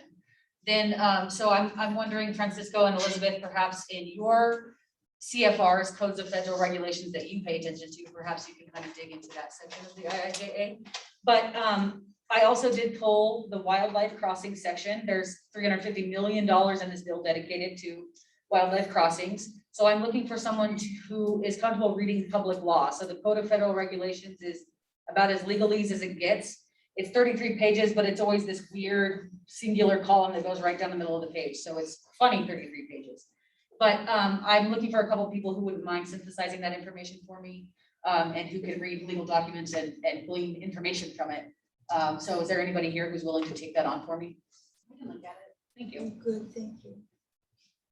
I'll do that. Also, what I'll do from here, I've got some reading materials, nothing huge. Chuck sent us the wildlife vehicle mitigation plan. That's already in your email. It's a large document. I've got some, much easier to read to get your brains thinking about this outside the box thought process. So I've got the IIJA things pulled, and I'll send that to you. To the group, I'm just going to send some articles that I found interesting in my research about this day. So if you wouldn't mind.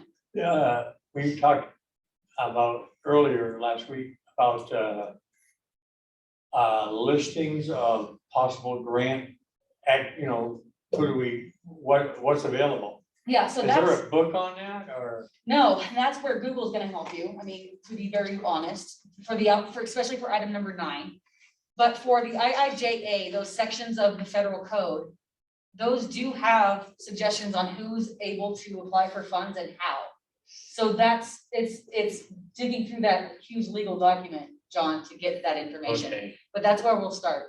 The other thing too is that when this committee was established, it was with the understanding that if special projects come up, that we could form like community subgroup committees under it.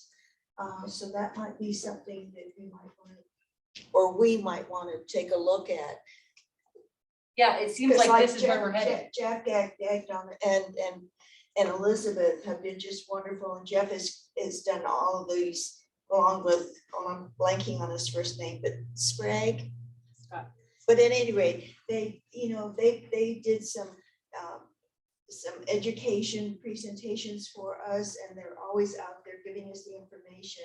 So if there's someone in the community who also would be good at being a subcommittee and helping us with this process that has that expertise, that would be, and that would be a feather in their cap Oh, to it be sure part of would. an existing committee working on wildlife welfare.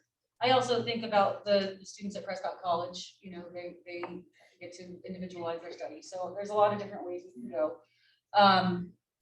And I like it all. And down in Tucson too, of course, they got the taxpayers put forward. They passed money and they built some wildlife overpasses, and way Yeah. before we were even an existing committee, they presented to us what they had done, so. Well, that's in the list of readings actually that I'll send you, the Sonoran Desert group. And the Sonoran Desert comes right up to our borders, basically. So, you know, who knows if there's not some way to help. Well, they have a regional transportation Yeah, entity down in Tucson. RTA. Yeah, so that's all part of it. I'm glad that I think we're gonna be a good group. I think we'll work really well together. I love where we're headed. And so while I wish there were a list of grants here, apply for this here, that's reading the law is gonna get us there. And so, But I think too, we can't overlook what Dan said, that hiring either an agency or a person with expertise, whatever would increase our chances, as well as the rest of us trying to get a lot of buy-in from different agencies and I think government entities. that's a plus, but I think at the same time, it's a tremendous opportunity for us to become knowledgeable about, I probably forgot more than I ever remembered on grant writing, and I'd love to get back into it. it's exciting. I would love to we did two big ones up here in Preston. Well, then maybe we'd get a reduced rate since you would have so much expertise. Yeah, Well, I gotta find out where to start first. that's the in-kind part of it. Huh? Yeah, So, good ideas. Yes, I have Francis. a question about funding. I'm only used to like the Forest Service side. And normally, you know, this would be too early in the process to start applying for grants, just because we need NEPA. And if there's any Yes. federal funds, Yes. this will probably require NEPA as well. So with the first step, at least since now we know the Sundog might be priority one, could we put that in the proposed action as it moves forward of identifying corridors? Because then if that gets approved, then we can start really trying to get those funds. Or maybe simultaneously with the 69, because as a Yeah. freight corridor, and that's actually where we already have identified the needs. So, but that's a good Yeah. point. We can't put the cart before the horse. Yes, Right. that's extremely important because that's important to discuss is that the environmental overview is part of that Sundog. There could be a whole habitat of critters that we don't know about yet. So that's well beyond our scope and skills. Maybe we could go plant some. Yeah, yeah. And is that part, so will there be like public scoping and then we can give our comments and then eventually they could like maybe tweak the proposed action? I'm just trying to learn this process. Yeah. Especially like our NEPA process. Right, So- so that actual NEPA process comes in a little bit later, a lot of it later, I think, yeah. Okay, So, but I appreciate that, Okay, yeah. yeah. And I think we have a comment in the Q&A. You can read it. You just wanted to thank yourself. Huh? Oh, I thought it was this comment. that said thank you, Jamie. It's Jeff with English. Also need non-federal match identified for most IIJA grant opportunities before applying. And that's the huge part, that means local match, so It's kind of like. that's always a We need a huge piece of project. it. Yeah. Environment impact. Thanks, Thank Jeff. you, Jeff. Okay. And then you hit done. Yes. So, please do look for an email from me for some further. I'll give you a call or send you an email. Please. Yeah, thank you. Okay. Anything on that? Nope. No big deal. Anything else that anybody wants to add? Yeah, I have one thing real quick. I wanted to let everybody know that Game and Fish came to ADOT with a proposal for a wildlife crossing corridor up on 89 south of Ash Fork. And we're reviewing that as an encroachment permit. And it's a great idea about pulling fences back from the roadway so the antelope don't get freaked out when they go under the fence and they're all of a sudden standing in the road.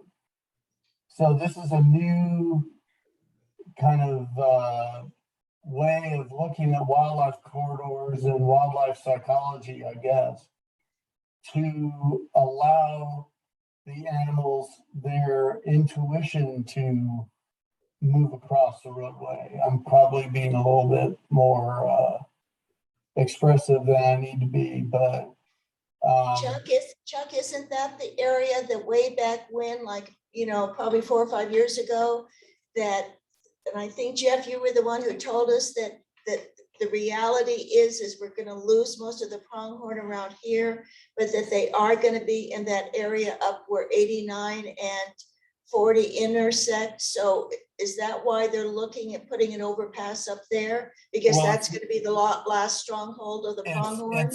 it's not an overpass.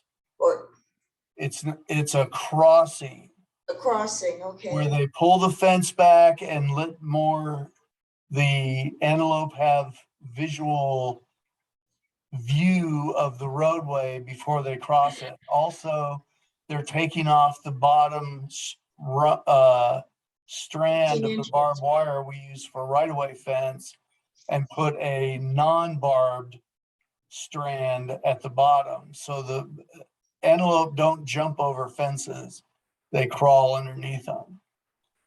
So that's coming up. Hopefully that gets all approved shortly. I've sent in my 2 cents worth, which was just one very strongly encouraging sentence. So I think that's going to be an idea of how we can take care of wildlife and get ahead of the game a little bit with something like this. We're still protecting them, but we're not spending $8 million on a big giant crossing. So, Chuck, is that under an existing drainage structure, in an existing drainage structure? yes. It's up around Meath Wash, if anybody knows where that is. Bullock Road? Yes. South Bullock Road, yeah. So. Good to see you again, Chuck. I'm sorry. It's been a long time. I was wondering if that was you when I looked at it on the agenda. But I just wanted to bring that up because there are things that are happening. They're small, but the idea is getting out that we need wildlife crossings. We need access. They need access. And I hope all the things we were saying today really move towards that. But Game and Fish came up with a great proposal, and ADOT's working with them on it to approve that permit. So, yay. Elizabeth, you want to read the Fish. comment under the question and answer? I would love to. So Jeff Gagnon says, it's a temporary solution at US 89 and will need an overpass eventually when traffic volumes increase in the future. Pronghorn use overpasses and not underpasses. So they don't use culverts, box culverts, things like that. Oh, okay. Thank you. Yes, thank you, Jeff. Okay. Is there anything else before we adjourn? Or what would be our next meeting day, I guess? We should. Before adjourning.